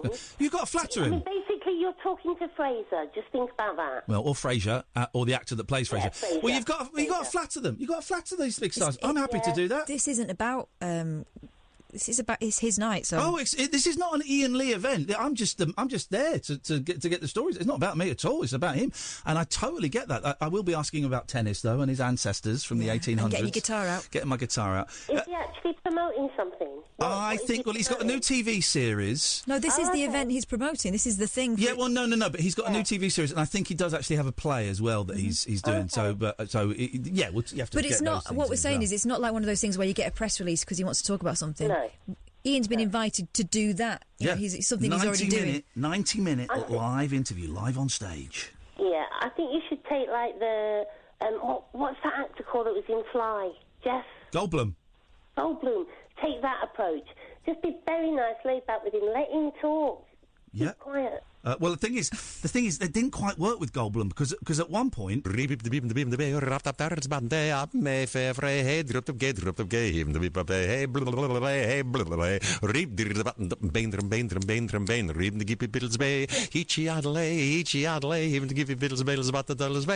90 minutes of that on stage. Yeah, but you just indulge it to get a few questions out of Jeff Goldblum, don't you? I'm looking forward to it. Chelsea Grammer. I think you're right. Was there anything else, Jessica? It was just very quickly about. Well, I mean, it seems irrelevant now, but it was about busking. I have busked fairly recently. Oh God! And well, I joined the Sheffield Rock Choir because I just needed to relax a bit. Very popular. I know a lot of people that have done that, and they get a lot of pleasure out of it. It looks fun. It looks really fun. It's all right, you know. You've got to pay we pay £12 a month, and I think it's worth it. We all get together at, the church where we rehearse. We sing some great songs, and then we go and have a cocktail. But we bussed at Meadowhall, which is a big kind of... it's like one of these retail outlets. Yeah, I've been to Meadowhall. Yeah, it's all right. We bussed there just before Christmas, and we were doing it for the Sheffield Children's Hospital thing. And we raised £2 grand, and we were just singing songs from Glee. You know, it was so easy. Oh, good for you. No, I went and saw my friend Sarah, who we made friends with at NCT. She was in Rock Choir, and we went kind of smirking. But actually, it was a good old night. Very powerful performances. What I would say is that, I'm not a singer, you know, and you don't have to be a singer. There's one girl in our rock choir called Kelly, and she's amazing. She gets 500 quid more for us per gig because she's just... Oh, wow. She's she's The Voice or whatever. She could go on there and win it. Yeah. But she's not interested. She's got 2 kids. You know, she's about 35, I think. Yeah. It's like a chance for people to come together and without getting... it's nice for women to come together. There's I think the youngest in our choir is probably about 16. Her mum's in the choir. But the oldest is about 70. And most of us are in between. And just you go along and we sing Beatles songs, we sing Carpenters, we sing, Keane. It's all, it's nice thing to do. Jessica, well done. It's always nice to hear from you. I know that your calls are very rare, but I enjoy them. Thank you very much. Let's take one more and then we'll have a break. Line 2, you're on the wireless. Alexa, shut up. Good evening, Ian and Catherine. What an aggressive... What an aggressive way to start a call. What's that smell? I can smell booze. Yeah! Jeez! Oh, buddy! Back up, Rog. Buddy! It stinks, man! Yes, drunk. He's literally blind drunk. He's a blind drunk man. Not to put a downer on things. Sorry? But I was in floods of tears after Nigel's call. Yeah? Because I don't know whether you saw my tweet, but for the grace of God, yeah, I could be in Nigel's position. Yeah. And I like to think that I've got my sister nearby. We own the house, so I won't have rent to worry about.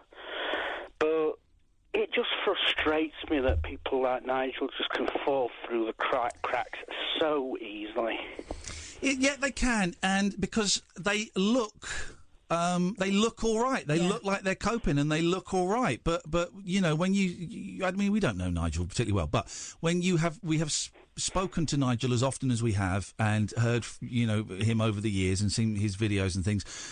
He's obviously not all right. He looks like an adult. He looks like he's a functioning adult. He's not. There is something going on there, and he needs a grown up to hold his hand and do the grown up stuff, which his mum would have done throughout his whole life. I bet his mum did a great job of protecting him, but actually didn't set him up for what would happen when she passed away. Yeah, a bit like my parents. To be honest, I've not lived the most. Well, a bit of a sheltered life in some respects. I've always lived at home because of my eyesight and the laziness. It's not something I like to talk about it, but I'm drunk, so I don't care. That's right. Get in there. Because it's embarrassing. I'm 44. I'm 44 this year. Wow. And I think the longest I've had to cope on my own were a couple of weeks. Yeah. And I can see why you would consider it embarrassing. Obviously, there's no need to be embarrassed, you know. But I can see why you are, you know. But yeah, I know there's certain people. There's certain people that take the mick, but sod them. Sod those guys. The thing is with you, Roger, is that I feel like, okay, if the brown stuff did hit the fan, you're quite good at advocating for yourself. Right? You're good on the phone. You know what you need to ask for. You know to ask the right questions. I get the feeling that Nigel's quite easily dismissed because, the moment you ask him something that's a little bit tricky, he sort of prefers to change the subject, doesn't he? Yeah, as I said on Twitter, with Nigel, he just goes in one ear and out the other. I'm hoping a little bit stuck, but as long as he has I just want him to be the one right person to pick the phone up. That's all we need. The one right person. I'm worried that Anyway, we'll see how it plays out. Roger, you are a good man. Blessings. And you too as well. You're both brilliant. Blessings be heaped upon you, Roger. Me and Roger had some great Apex Legends fast gaming today. Great. Without Ollie, we came second many times. Oh, so Ollie's the one slowing you down. He's the one slowing us down. Right. Yeah, very selfish game player. Call straight to air tonight. 0344 499 1000 is the telephone number if you want to give us a call. This is Talk Radio. Across the UK, online and on DAB. The Late Night Alternative with Iain Lee on Talk Radio. Hey, so we're nearly 2 hours done. This is great. This is live. It's 11:49. It's normally a best of you'd be listening to, but this is live. Me and Catherine are here this Saturday evening, and you are welcome to call us. We're taking calls straight to air, so you don't need to give us your name if you don't want. You can do. You can phone up. You can be anonymous. You can make silly noises. You can sing a song. You can talk about the news of the day. I don't even know what the news of the day is. I've not seen any of the news today, which was actually rather refreshing after the lousy news we've had the last few days. When we came in, didn't want to look at a newspaper, don't know anything, not looked at the news all day. I've just played video games, watched other gamers streaming on Twitch, and listened to an audiobook on the way in, that George Martin audiobook. How's that? I'm loving it. It's so geeky. I am absolutely loving it. So I've got no idea what's happened today, and I'm suspecting, just more bad stuff. More of the bad stuff. So we thought we'd come in tonight and have a laugh, but if you want to talk about bad stuff, you're welcome to. The way it works tonight is, it's me and Kath in the studio. Holly's through there, bored, because she ain't got nothing to do. But you're welcome. If you want to read a book or something, Holly, you'd be very welcome to. Listen, she's getting paid. Yeah, exactly. But what's not to like? But put your feet up, take it easy. So if you call up tonight, 0344 499 1000. No one's going to answer your call except for us. When you hear people talking, it's us, and you are probably on the air. So join in and have a go if you think you are hard enough. I'm back streaming on Twitch. I'm streaming on all the different formats: Twitch, Periscope, and YouTube. And I think they're all just /Iain Lee. So twitch.tv/Iain Lee. I think periscope.tv/Iain Lee and youtube.com/Iain Lee, I think. And if you want to, great. If you want to subscribe to all those things, if you've got Amazon Prime, you can subscribe on Twitch for free.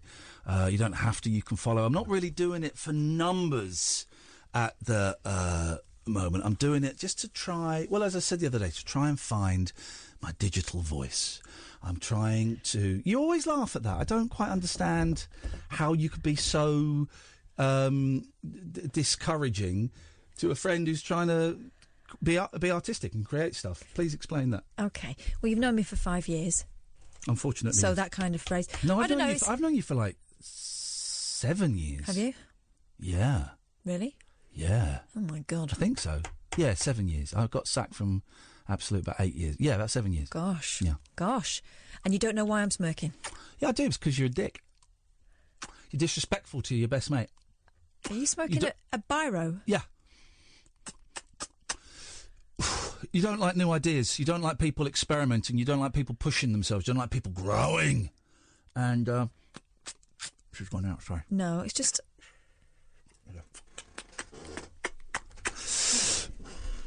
You've really got to cut that out, mate. And I shouldn't have called you Dick, but I think it's a really good phrase. I'm finding my digital voice. What would you say? How would you phrase it? How's your digital voice different from your normal voice? More like that. Beady, beady, beady. Because what do you mean? I've got my radio. I know what. I don't mean my voice. Say what you mean then. Well, I don't. It's a phrase, isn't it? To find your voice. But don't talk like a hipster. It's not like a hipster. It's not like a hipster. In an office with beanbags and no chairs. Come on. 25 years ago when I started stand-up comedy, I was trying to find my comedy voice. I'm only just finding it now. I know what my radio voice is at the moment, although it's breaking. Is it different? Yes. Oh, God, yeah. Oh. I don't know how I want to present myself online. I don't know. So I'm finding... Horizontal is what I've seen. It's a lot. Partially dressed. There's a lot lying down in my PJs today. With cats. There's a lot of cats coming in making cameo appearances. Good evening, line 1. Join in if you know the words. Okay. And do you know just how much you mean to me? Weekday mornings with my tea. Ian, you keep me company. I hope you'll be here forevermore.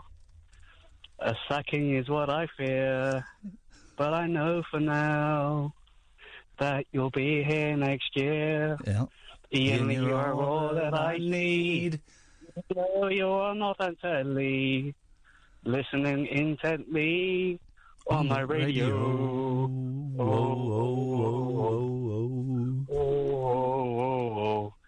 Talk radio. Thank you very much indeed. Let's go to line 2. Line 2, you're on the wireless. Hi, Ian. Hello, line 2. Hi, Cathedral. Hello, line 2. It's the A-man. Ah. Listen. I'm on the market. I'm looking for some puppy fowls for my nephew. And I'm wondering if you had any contacts. Farmer John has not called us for a while. I'm sure he's very, very busy selling his puppy fowls. Farmer, hang on, let me get a pen. What's his name, Farmer? It's Farmer, Farmer. Yeah. John, J. John. O-H-N. Farmer John. Right. Any idea what? Do I have to Google him? Is it? I will just Google Farmer John and puppy fowls. Yeah, it'll come up. Handbag pets. Puppy fowls. Yeah. That's great. That's absolutely what I need. Cheers for that. Not a problem at all. Thank you very much indeed. Hey, here's something, right? The petrol station that knows us near me, because they used to listen on 3 counties, and every time I goes in, you just finished work? No, I'm just off to work. Which one? Well, there's one near me. I've told you, but you don't go. You refuse to go in there. I've told you this. Why? I've told you this, and you don't listen to me. Why? Which one? The one where I sometimes go in on the way from my house here. Oh yeah. To get coffee. He knows us. The small one, white one at the side of the road. Oh, I've been in there. It's got quite a good grocery section. Okay. Anyway,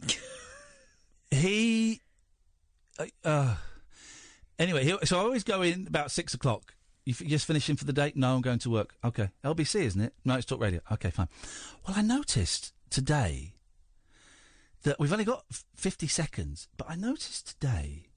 Well, do you know what? I'll tell you after the news. Oh, no, you can't do that. It's a cliffhanger. It's a tease. I'll tell you after the news. See if you can guess what he was selling on his counter, right? And... Was it poppers? Yeah, it was poppers, yeah. It was poppers. It wasn't. It was poppers. It was liquid gold. It was a tray of poppers. You know, the sex drug. I was only joking. He had poppers in his petrol station. Did you get any? Yeah, I got a couple.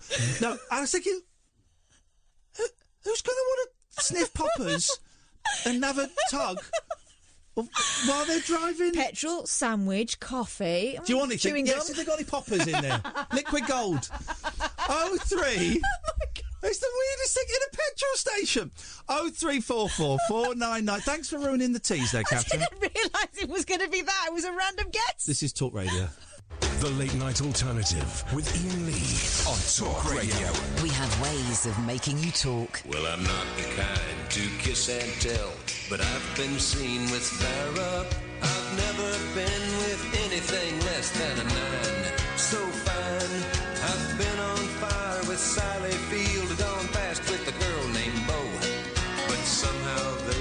don't end up as mine. It's a death-defying life I lead. I take my chances. I die for living in the movies and TV. But the hardest thing I ever do is watch my leading ladies kiss some other guy while I'm bandaging my knee. I might fall from a tall building, I might roll a brand new car, 'cause I'm the unknown stuntman that made Redford such a star.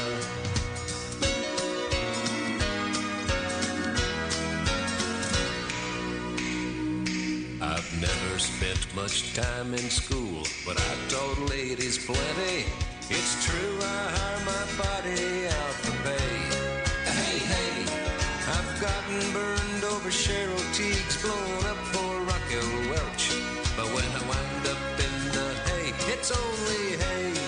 Hey, hey, I might jump an open drawbridge or a Tarzan from a vine, 'cause I'm the unknown stuntman that makes Eastwood look so fine.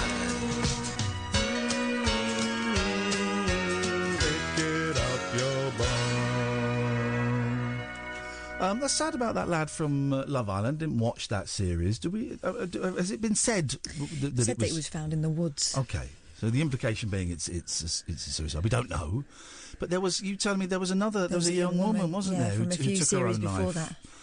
that. It is the fame that I got after doing I'm a Celebrity was unlike anything I've ever experienced, right? And I've been in show business for 20 years, right? And I've had a little bit of fame, a bit of notoriety. But, you know, nothing compared to the noise and the hurricane and the burst that I got when I came out of the jungle, right? It was insane, and it was part of the reason I picked up drugs again. It wasn't the only reason. There were loads of other reasons. If I'd have been working my programme, I wouldn't have done. But it was certainly contributed to it. It sent me nuts. You saw it sent me nuts, yeah. Right? For a while, anyway. And I have not used to. I have experienced smaller degrees, but I've experienced fame in the past. I remember us having the conversation about whether you were ready to open the door to that again, and you said, "I know what it is this time." Yeah. Yeah, you thought you knew. Thought I knew, and it was much bigger, louder, brighter than I was expecting, and it's gone again now, pretty much. You know, there's still a little bit more attention on me than there was before I did it, but it's pretty much gone, and that's cool. But it drove me nuts, right? And I had experience of being, you know, famous before, but. So I know how insane it is. So to be a 20, 21, 22, 23-year-old who hasn't experienced anything and has no idea what it's like, because Love Island doesn't get the same numbers, I don't think, as I'm a Celeb, but it's a big show and it gets pretty much the same attention, I think. Gets a lot of coverage. And they probably get more coverage afterwards, actually. So to step out. And when you're in the show, it's a very protected environment. You have no idea what's going on in the outside world. Both of those shows. You have no idea what is going on, whether people like you, hate you, whether people are watching this year or not, whether what they think of you, what they've seen of you. You've got no idea. You have no idea that you're... You know, I was the front page of some newspapers because of flipping strawberries. I didn't think that was going to happen. You got no idea. So you suddenly step out from this very calm, controlled environment where you're perfectly safe and you're protected, and you step out into madness. Madness. I remember the first night I went out, I came back later than everyone else, and picking up my luggage, I was signing autographs thinking, this is weird. And the next day I drove out on my own, and I got stopped I went to get petrol. I got stopped 3 times going from my car to pay for my petrol. 3 times.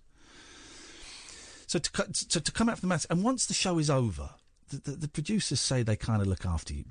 You're done. That's it. You're done. You get a couple of phone calls. You're invited to have a session with the psych if you want, but you're done.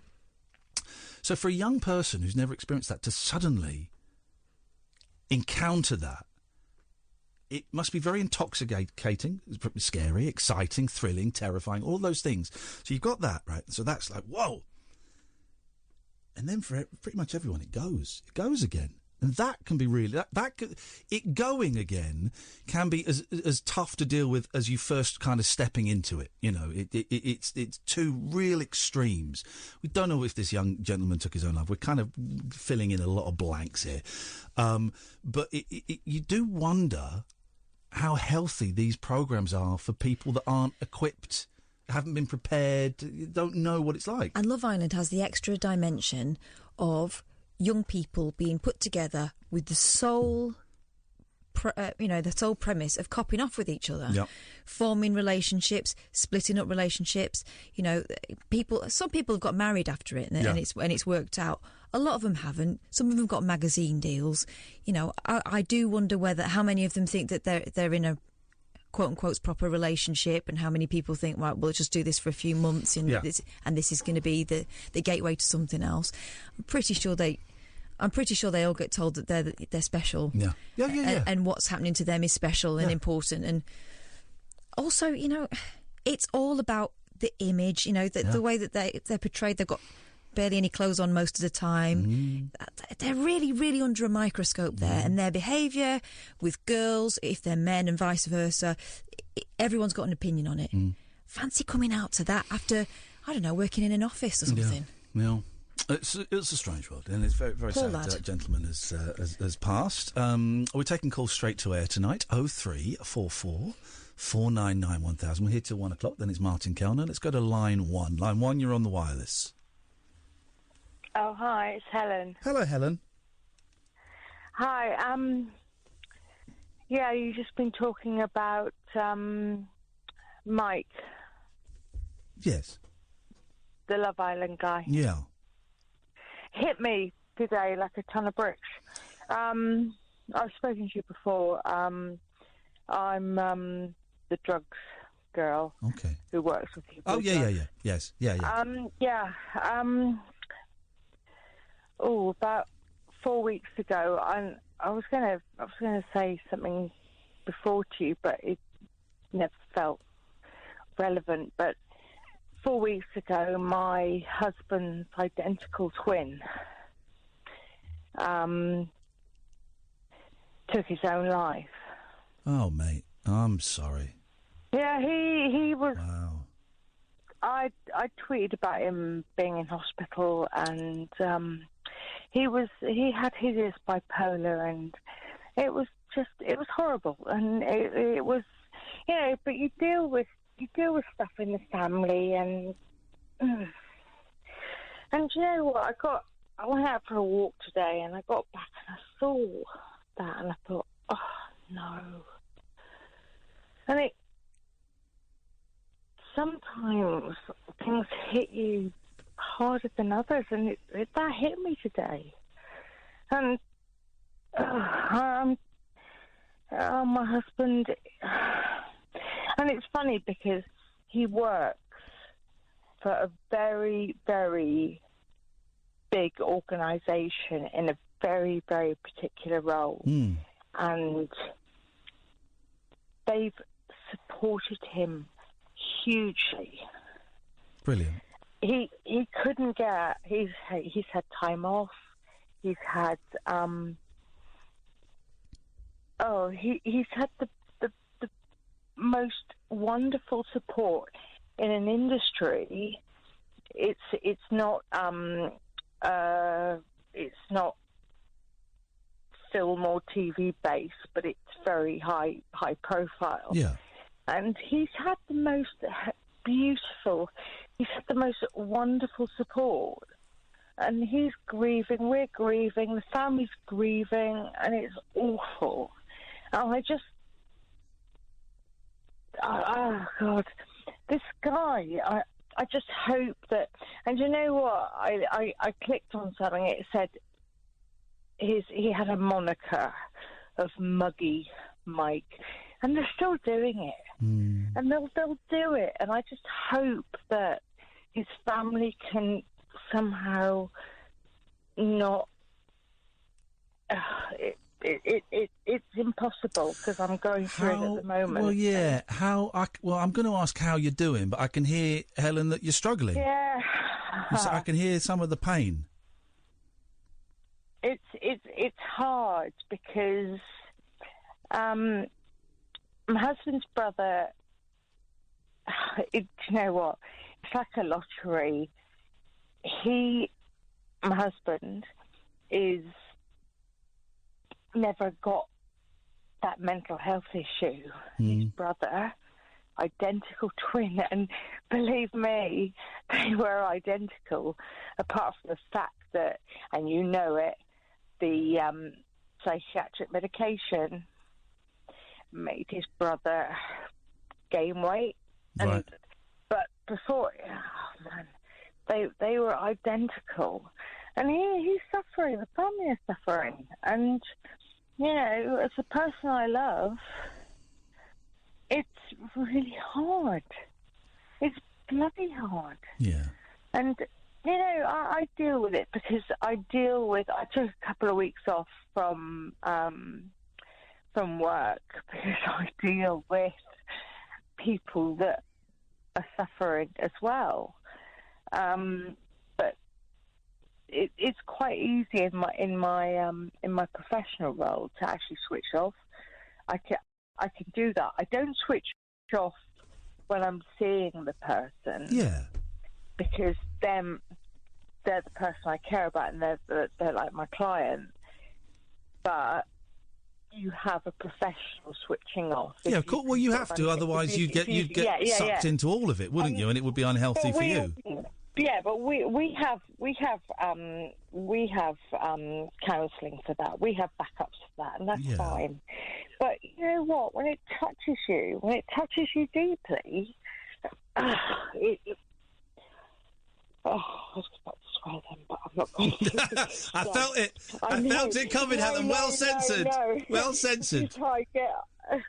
Well censored. No, I know. Oh, 7 seconds late. But you know, just listen to you during the week, and I love the show, and thank you for Nigel, and thank you for what you do. And I saw your tweets today, and you've looked at stuff deeply in the last couple of weeks, and you know what? We sometimes we sort of dance along that line of the stuff that touches us. And some people get it and some people don't, and some people are nearer to it and some people aren't. And you know, Iain and Kath, thank you. Helen, thank you. No, thank you as well for sharing that. No, it's good, and I'll do what I do for the people I care about in a professional level, with all the crappy cuts. And I'm going to help my husband, and I'm going to grieve, and we're going to we've got the funeral next week, and it's just. Are you looking after yourself? I can hear you looking after everyone else, but are you looking after yourself? Yeah, I do.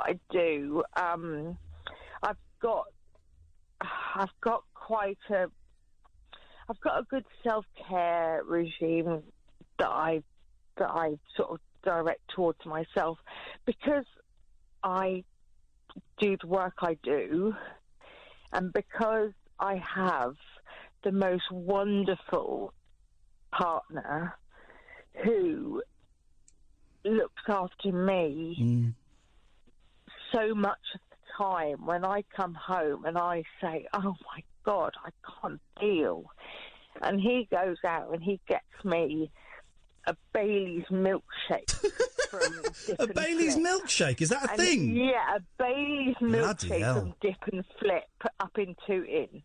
He gets me one of those. He comes back and he gets me Maltesers bunnies, and he gets me just stuff because I've just been. Oh, by the way, I'm sorry to take you time. I've been turned down for the marathon because I've got a heart valve, and my cardiologist just said, "Nah, you're not doing it." And I'm like raging against that. So apart from all the other stuff, I've just got to deal with the fact my cardiologist has said, nah, I'm not going to say you can do the marathon. So what I'm going to do is I'm going to do whatever. But anyway, look, I've got a partner that does great stuff, and he's Gets your boozy milkshakes. just brilliant.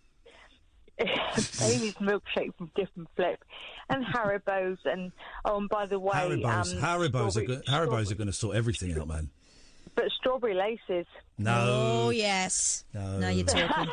Haribo Tang Fastics and Star Mix, I mean. Strawberry laces I used to tuck down my sleeve in assembly, and I'd be chewing on those all the way through. They'd think I was deep in thought.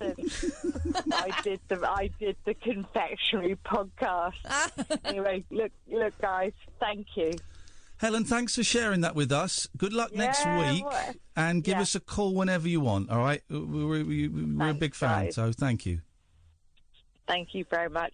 Cheers. Night. Take care. Bye-bye, Helen. Thank you very much indeed.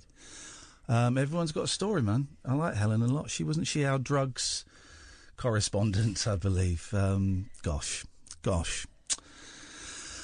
Let's have a quick break. Across the UK, online and on DAB. The Late Night Alternative with Iain Lee on Talk Radio.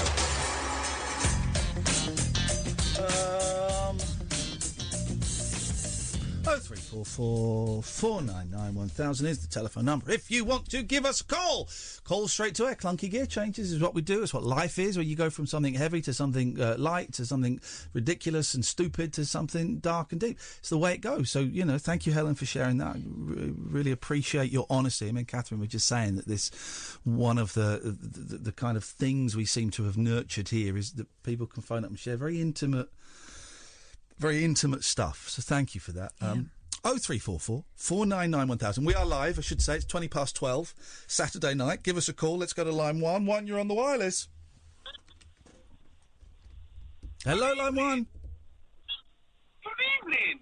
Okay. Good evening. Okay, thanks very much indeed. Let's go to line 2. 2, you're on the wireless. Hi, Iain. It's Barry from Weston. Hello, Barry from Weston. You sound as though you're out and about.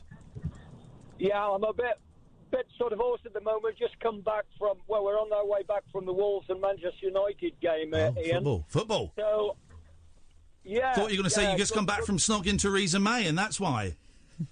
Yeah, right. Yeah, Iain, what I wanted to do, Sounds mate, because I got a call. I listened to you last night. Yes. At about 1:45. Yes. And I just want to compliment you for what you did for Nigel. Now, I don't know anything about the show, as I said, because I've been at the football. Yes. But, yeah, just compliment you and Cass for the way you handle that. Thank you. Nigel's now got a week's worth of food with him that came Saturday night, so he's got some food. Oh, that's really nice. And, Iain... Yes. If Nigel would be happy to call me on, you've got my landline number. Okay. I'd like to try and help him out with a few quid to take him through to his benefit. Okay. Well, listen, Barry, don't take this the wrong way. We've had loads of people offering money, and we're not kind of getting involved in that side because but we have been in touch with the council. We've been in touch with his MP. We've been in touch with a couple of charities, or Catherine has been, because this is something that needs to be. This needs to be sorted out on a permanent basis, and I think that if we were just to give money to Nigel, I don't think it would help, as nuts as that sounds. So thank you, that's very kind of you, but let's see how it goes. All right, you're a legend, and thank you very much indeed. And I'll be listening to you on Monday. Right, you're a good man. Thank you, mate. You're a good man for wanting to help, and everyone that's offered to help is a good people. Yeah, it's a really sweet thing to want to do.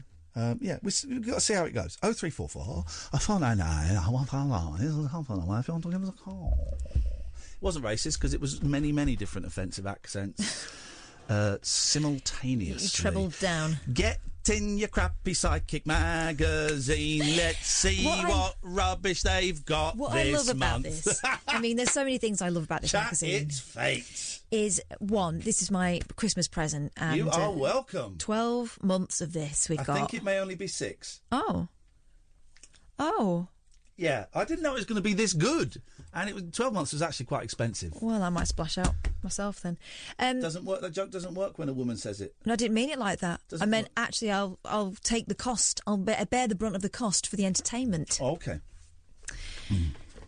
What I especially love about chat is the joke is I would I think I might splash out on a subscription to Razzle. I think I might splash out on Razzle. Splash though. Yes. Consistency's all wrong.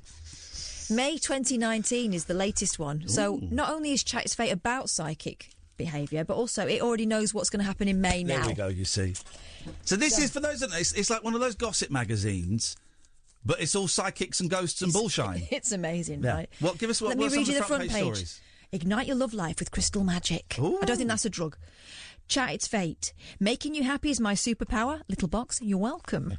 Followed home by a devil. It had a job for me. Little box, I was happy to help. Oh, yes. The best psychic advice, I gave birth to a ghost. They don't mean a fart. Catwalk Queen. Catherine, What? Jesus. Flipping it, mate. You've given birth to a few ghosts lately. Catwalk Queen. yes. Thanks to Nan's spirit. Little box, never alone. Oh, yeah. I love the little boxes because they're sort of whispers from beyond. I prefer a big old box. Possessed by a violent ghoul. Judgment Day. And tap your way to success, and they're not talking about dancing. Okay. Right, so let's get in there. Oh, page 4. Scary Mary. Can we not have the crystal sex? All right, let me find it. Let's find it. crystal sex, I mean, you would want to go for that. which is my porn name. Right, let's see. Cover stories, blah, blah, blah, blah, blah. Ignite your love life with crystal magic. Here we go. They better not be saying stick a rose quartz where the sun don't shine, because I would not advocate that. I'd give it a go. No, never get it out again. Now you can explain that. It's like a finger. Here we go. Go on. Did you know... here we go. Choose your... make sparks fly with that special someone, this Beltane. What? Is that French for bell end? Beltane is the ancient festival of sex and fertility. Oh, God, dirty perverts. Don't worry, it's not till the 1st of May. You can rev up. Okay. Held on the 1st of May, or halfway between the spring equinox and summer solstice, it marked the beginning of summer, and our ancestors would light fires to drive away evil spirits and protect growth. And have it off. Growth, yeah. Fertility rituals were also performed at this special time, so why not harness that power to turn yourself into a love magnet with the help of your chosen crystal? Go forth and sizzle. Choose your crystal. Pick your crystal. Is there someone there? Is there a voyeur? Hang on, is there anybody there?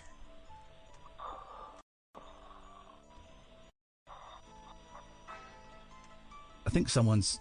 I don't know. I think someone's picking the crystal live on air. Hello, caller?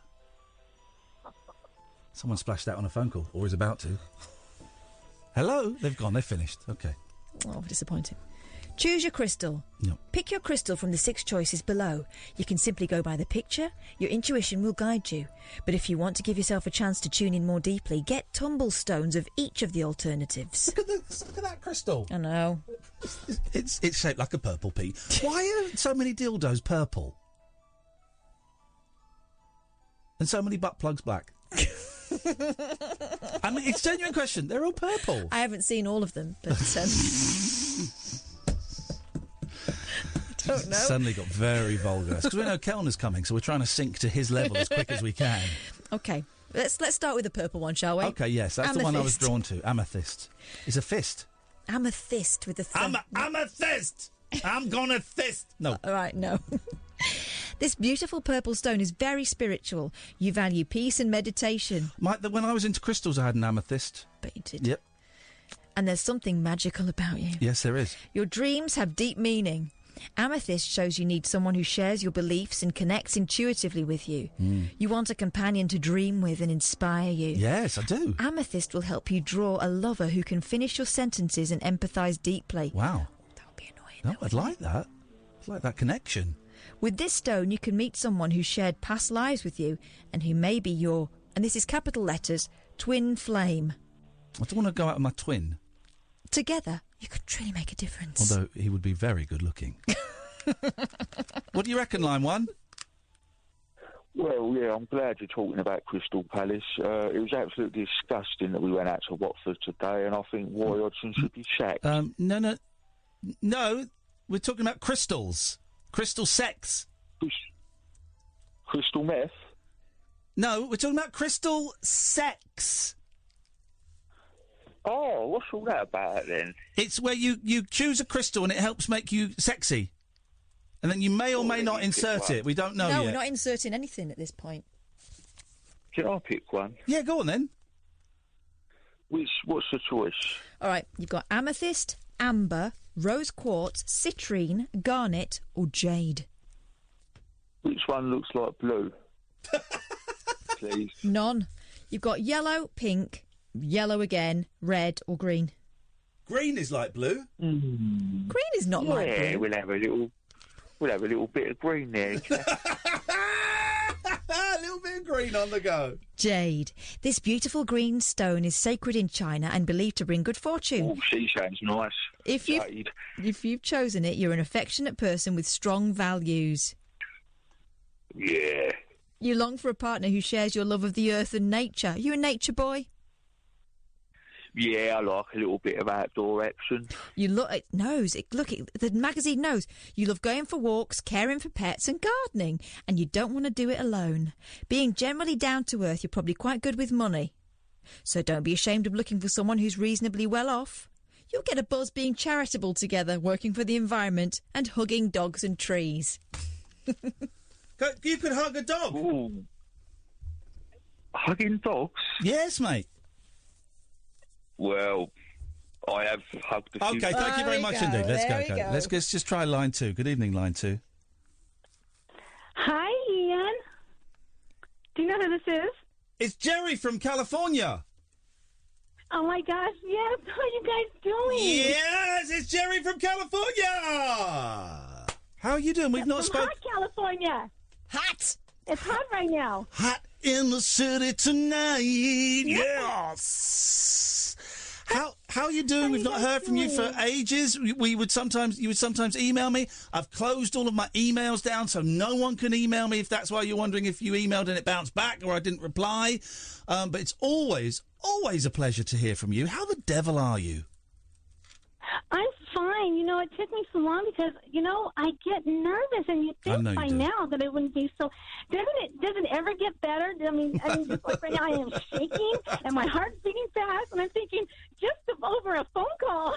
I know. Listen, I know you've told us this before, and I know you get nervous, so we're always very, very appreciative when you call in. Honestly, I don't think it will get any better because you've called us maybe 4, 5, 6 times. I'm not quite remember.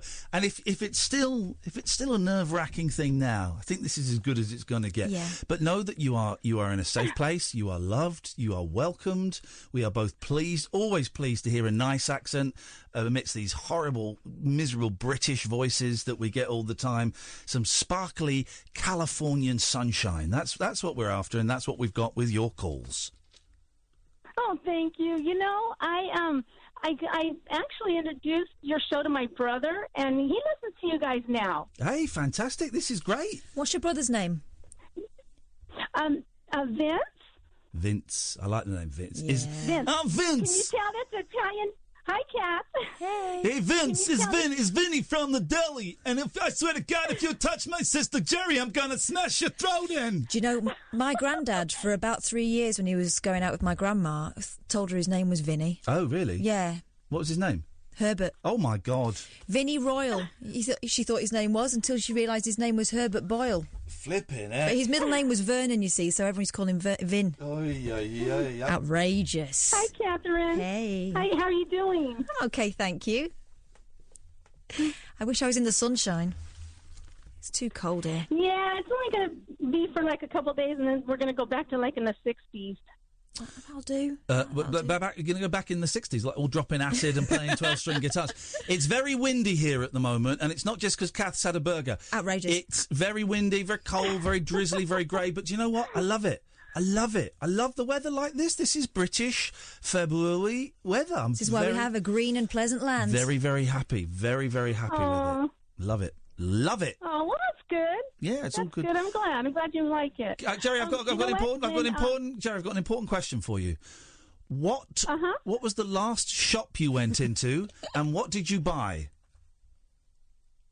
What was the last shop? Yeah. Macy's. Oh. There we go. There we go. She's in actual America. Yeah. Proper America. Jerry, what did you call in for anything, or did you just want to say hi?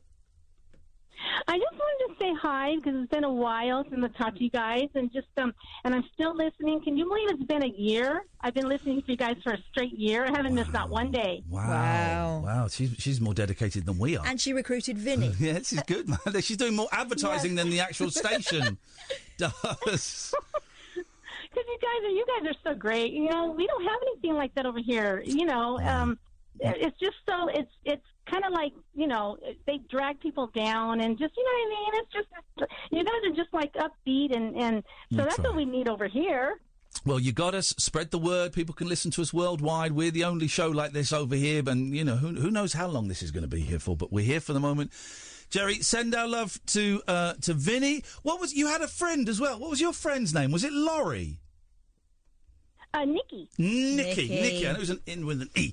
Well, say hello to Nikki if you're still friends. I don't know. Maybe you've fallen out, as you girls often do. I can't imagine that she would fall out with anyone. Jerry, it's always nice to talk to you. And if you know, we don't want to make you nervous. We don't want to make you uncomfortable. But you will always be welcome to give us a call. Well, thank you, guys, and you guys have a great. In your case, you guys have a good morning. Thank you very much. There we go. I love it. She would email me occasionally, but I've closed all my emails now, so if she has, it's probably bounced back. But she'd always say, "Hi, it's Jerry from California. Just checking how you guys are doing. Say hello to Catherine." Are you doing the voice? I am doing the voice. It's not a bad impression, actually. And a brother speaks like this. I'm Vinny. I'm Vinny from the deli, and I'm gonna break your leg. What you've been saying to my sister? Oh, isn't that nice? It's funny. It's, you know, listen, me and Catherine are old school, right? So we're still amazed, even though it's, you know, we're still amazed that people can listen to us around the world. It's a freaky thing, man. Yeah. I've suddenly just been very tired. My eyes really have been hurting all day. So I think I had a migraine in my sleep, and so I've just had this kind of headache just above and behind my eyes all day, and it's making me feel very, very sleepy. Will you get some rest tomorrow? Well, no, I've got the boys. Them boys, them damned boys. Is it wrong to, like, put them in some sort of enclosure? Go to bed? Well, if I give them some Calpol and tell them they don't now. The afternoon nap is long gone. The youngest doesn't fall asleep in the car anymore on a long journey. It's tough times, guys. Line 1 is on the wireless. We're travellers on the road, always on the road. Sometimes joined by strangers who become friends, who walk with us a while, a day maybe, a year, maybe more. Then we part. Maybe they've got another road to go on. Maybe it's just us who turns off. Either way, we don't see them again. There's someone I walked with for nearly 30 years. I was a little thing, a tiny thing when I joined her. Then after 30 years she went. There's 2 others. I've been with those 2 guys till now, walking on. Here's one, been walking with me since he was a little thing too, still walking. Others, many others. One I joined when she was just over 1, walking alone. Another, been with us for 13. And there's one I met up with when she was 7. We got through about 10 years on the road together, but about 5 years ago she found it easier to be up ahead somewhere. I catch sight of her sometimes. We wave, even meet up for a while. There's one who left altogether. He was with us for nearly 19, and he kept us laughing on the way. His jokes, his faces, his noise. He took up half the road, you know, carrying the elephant.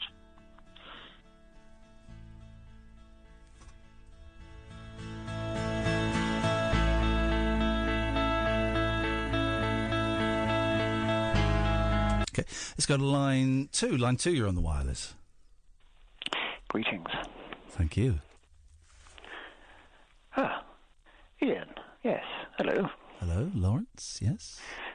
Yes. And Guten Tag. Mine here. Good.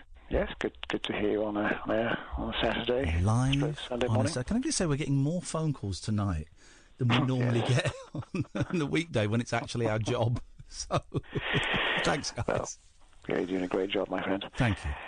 I thought I'd ring up and say hello and share a little song, if I may.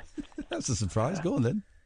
Not to sing it myself. Oh, okay, right. Get you to have a. Well, you see, it's a little long number by the Moody Blues. It's called Blue Guitar. Okay. I quite like the intro. Just played on the I think it's the ES335. It's famous Gibson. So there we are. Are you going to play it, or you're just telling it to us? No, I'm just sharing it with you. Verbally. The theory of it, yes. Just the theory, yeah. Well, thank you, Lawrence. That is appreciated. The Moody Blues is a big hole in my not musical knowledge, and I will check that out. Great. Lawrence, thank you very much. Let's go to line. Lines are getting busy again. Let's go to line 3. Line 3, you're on the wireless. Hello. Hello. Hello. Hello, you're on the air. Turn your radio off, please. Oh, sorry. That's okay. Oh, I'm on. Oh, right. I'm on air right now. Right this very second, young man. Yes, sir. How are you doing? Very well. What have you got for us? Just wanted to talk a bit about the Love Island scenario and the kind of fame and how people kind of cope with that. Yeah, the go on. pressure that kind of put on people. Well, I'm a musician myself, and I don't know. I suppose there's just a bit of fear connected to it.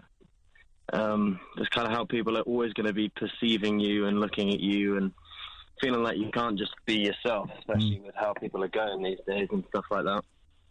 Do you know what I mean?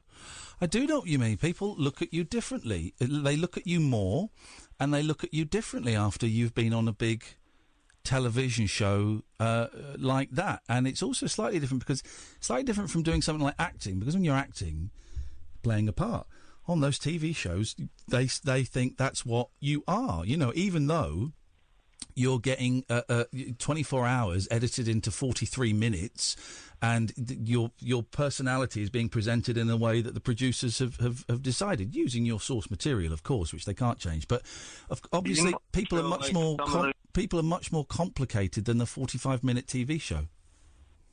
Do you not feel like some of those people are probably just acting anyway? Like, they're just pretending to be someone? Maybe they are. Everyone else is being that way. Maybe some of them are. So, what would be your advice if, someone wanted to just be themselves, but obviously not come across as that front page kind of guy? I don't know. I wouldn't have any advice for anyone. The advice is just be yourself, and if you're a dick, unfortunately, that's going to come across. And go on, Catherine. I would have a suggestion. Go on. Keep something for you. On. Keep a part of you for you. Don't give them everything. Yeah. Because I'm quite a weird guy anyway, so people are going to be calling me weird. Well, let them. You have to get used to it. Let them, exactly. But keep bits for you. Don't put it all out there, because they're not qualified to handle it. Yeah, I love the show, by the way. You get some quirky people calling in. Quirky is a very polite way of putting it. Thank you. Are you worried that you are going to become famous, or are you already famous? Is that your fear? I'm not famous, no. We've actually just got a play on BBC One. We're track of the week for the BBC Introducing at the moment. Hey, fantastic. Ever. Yeah, it's cool. It's our first play, so I just kind of a bit like, I didn't think this was going to happen. I hope people don't start analysing me and prodding me. So where do you get your ideas from? Where did you get the name of your band from? So tell me, what's your inspiration? Who's your favourite guitarist? What's your favourite songwriter? What? And the next step. And the next step is people having conversations about you as if they know you when they don't. Well, that's so familiar. Do you want to share the name of your band with us, or do you want to keep it under your hat? If you would like, you may listen to it yourself if you wanted to. Go on. We're called Sarpa Salpa. Salpa Salpa. Close. Sarpa Salpa. Okay, I'm not going to say it again because I'll get it wrong again. Hey, listen, man. I got it. Enjoy it. Dig it. It's the first bit of fame is fun. Sweet. What about the rest? The rest of it sucks. It's all downhill. But you know, but also you've got to remember, it's all smoke and mirrors. It'll be someone else's turn at some point. The first bit. Here's the thing. The first bit, if it does happen for you, the first bit is very flattering. It's fun. It's funny. It's silly. It's ridiculous. Ooh, good-looking bunch of boys. I'm seeing a picture of you. It's fun. It's silly. Just remember, none of it's real. Don't take any of it too seriously, and you'll survive it. You'll survive it. Okay. Good luck, All man. right. Good luck. Exciting times. Yeah. Thank you very much. Well, it was great speaking to you, and I do love the show. Keep on going. Nice one, man. I will check out your band. Thank you very much indeed. The beginning of Fame is fun and silly, and I bought into it too much. I bought into all the, as long as you... Anyway, See, I'm just speaking from the experience of having you tell me. Tell me, oh, Kath, I bought into it again. Oh, dear. Nikki Honeybee's kicking off because I apparently slammed the phone down on her. Oh, we haven't got the ability to slam anything. This is the person who I said a year ago. Did this. God. Oh, God, let's take a break. Across the UK, online and on DAB. The Late Night Alternative with Iain Lee on Talk Radio. 0344 499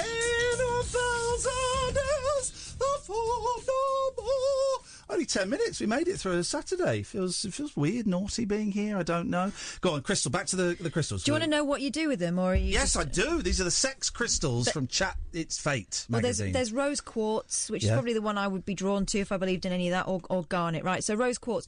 This pretty pink stone brings kindness and friendship, calm, laid back, and tolerant. Ah, yes, this is me. You want a lover who can also be a friend. A shared circle of supportive mates really matters to you, and any partner needs to get on with them. In fact, he or she is already among them. Swinging. So you're going to swing with your friends? Not again. What would happen if you're really in love with someone? You've been going out for a while, everything's going great, like a couple of years, and they go, "You're not going to believe this." This sounds weird, but just go with it for a second. We've been invited to an orgy.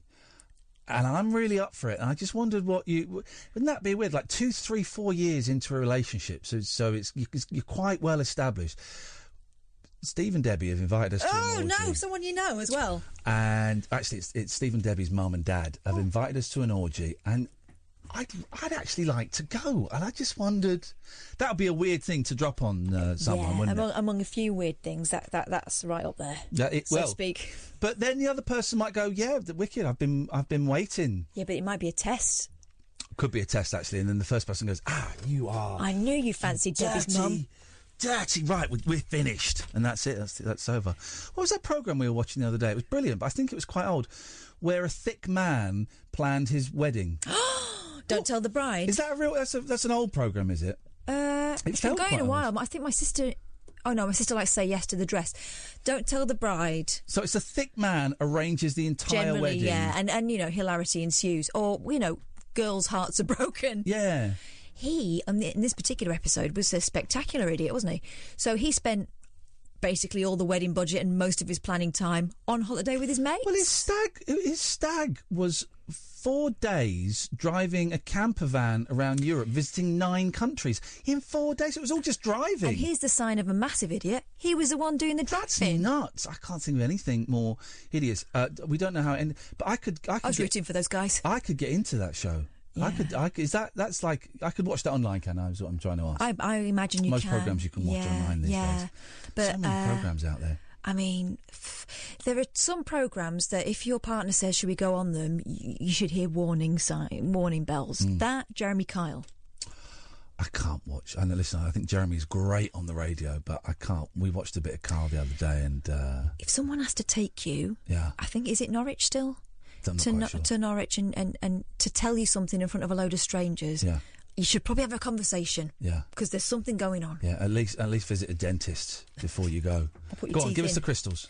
Evening, Martin. Come and join us. We're learning about sex crystals. Fiery red garnet brings physical strength, courage, endurance, and energy. You're probably very active, going to the gym, jogging, and signing up for sponsored. This is you, is it? Nah. A real Ms. Motivator. You'd have no patience with any couch potatoes. Right, so what you've got to do is, to make the magic happen, when you've decided on your crystal, your easiest bet is to wear it as a piece of jewellery, so not how you thought. OK, well, it could be Niece said something absolutely vulgar then. I know exactly what you were going to say. We have a scene the sisters in the Yeah, room, precisely. I didn't want to say cock ring in front of him. No, don't say cock ring in front of me. Let's go to line... Can everyone stop saying cock ring, please? Line 1, you're on the wireless. Bow, wow, wow. Hello, Kath. Hello, Ian. Hello. Hello there. Listen, I wanted to ask a quick question. Those old Talk Sports studios, what are they doing currently? The TalkSport studios are lay bare. They are empty. Why? Do you want them? I thought we could maybe vandalise them. No! I could be there in like half an hour with a bottle of Lambrini for me and Cass to share, and then we could just smash the place up. What do you reckon? Actually, do you know what? Act of war. That's not bad. That's not a bad idea. Except I don't share Lambrini. All right, well, you can keep the bottle to yourself, but we could get spray paint and we could write really horrible things about Alan Brazil and Jason Cundy all over the place. What do you reckon? We could misspell Jason Cundy's last name, couldn't we? It's definitely... Do you know what? It's into the Steve. Do you know what? I'm up for that. Let's do it. Let's make our mark like the Stone Roses. Let's go and do it. Right, listen, I'm going to jump in a cab now. Let's smash the place to bits. What do you reckon? If you can get here, because we have like a little bit of like a debrief afterwards. If you could get here for about 1:15.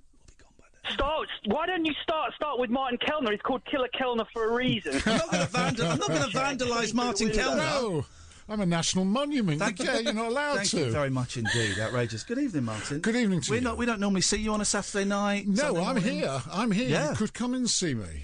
Come in and visit. Yes, you could. Oh, that reminds me when I spoke to Nigel today, and at the end he said, "You can always come and visit if you want." Oh, it broke my heart. This was when are you going over? Oh no, it's a terrible situation. Where is he, Nigel? He's Where Maidstone. Maidstone In Kent. Yeah. It's quite nice down there. It is very nice down there. Medway Towers. Very nice. What have you got coming up on your show? Well, the usual stuff. We've got a film club. I forgot to tell you, actually, last night we did a thing about the Beatles, which you'd have enjoyed. And I meant to tell you, because I always forget when I come in, exactly what I've got. But yeah, we did the Beatles in March. So we have this woman in America who's very good, Jude Sutherland Kessler. She's written loads of books. Oh, yeah, I've heard of her. She's been on before, hasn't she? Yeah. She has, yeah. And we did each month we do like the Beatles in a particular month. So we did the Beatles in March, which was when they made the first album, Please Please Me. John Lennon was ill. Did you ever know they'd appeared on stage with just 3 Beatles? When they had Jimmy Nicol as the drummer. Jimmy Nicol, that was different. They were in Australia on the World Tour. That was 64. Yeah. But in 63, John Lennon got ill during that very harsh winter, 62, 63. Yeah. Neither of you were born. I was born.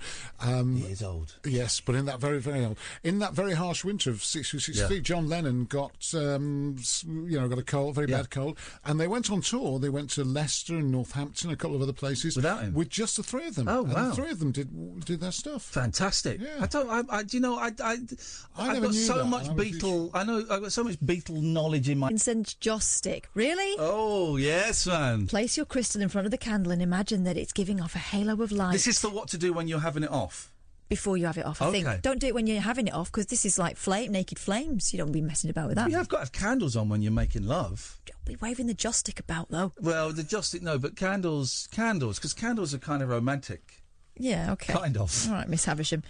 You then see yourself going through into the essence of the crystal. Now, oh no, this is to find the person. So you've not even taken your socks off yet. Right. Now see yourself meeting the lover of your dreams as you access all the magic at the heart of your crystal. And this becomes a reality for you. When you're ready, come back to the everyday just knowing that special someone is waiting to meet you. Thank your crystal and either wear it all the time or wrap it in black velvet until you go out on the pull when you should definitely have it with you. Go out on the pull? Ray Mondo Babaludu has sent a picture of you when you worked at Radio Air 362. Oh, yeah. Good. 1981. Wow, look at that. The Amish beard. It's looking good. It's a good look. Thank you. That's it. It's Oh, it is. You're very young. What was that Harrison Ford film where they put the barn up?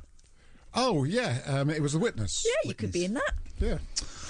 Listen, dear listener, we got podcasts aplenty. I should say, now, the second show of Manchester, we've sold 25%. That'll do. Wow. Of the tickets. I think we need to sell like 2 more to break even. Okay. And then it's pure profit, guys. It's pure profit.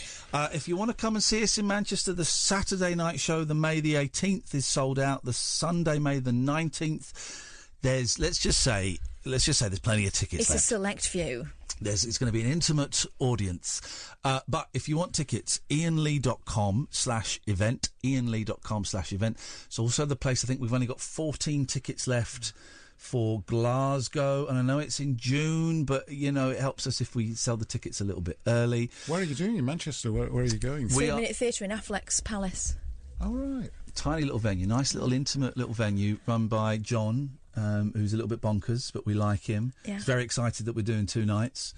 And we just go and take phone calls and record a little podcast and invite the audience to take part, and they pay for that rubbish. I know. Marvellous idea. Absolute chances. That is it, dear listener. Podcast, we should say that, of course, there will be a best of. Will there be a best of this on Monday? Yeah. You going to do a best of? I'll do that. You're going to do it? Yeah. All right, fine. And if you missed the podcast that went up yesterday morning, about 2:30, Nigel's call from last night, do have a listen to it, because it's, Nigel calls in quite a lot, and we have a laugh with him, but it's actually... I think it shows. It's just an example of a vulnerable gentleman who's struggling a little bit. All the podcasts are on Acast, on iTunes, your usual podcast provider. Subscribe, like, and share, as I believe they say in America.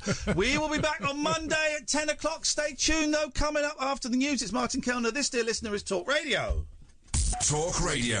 Digital debate for the UK. Pick up your phone and talk radio. We'll get you talking.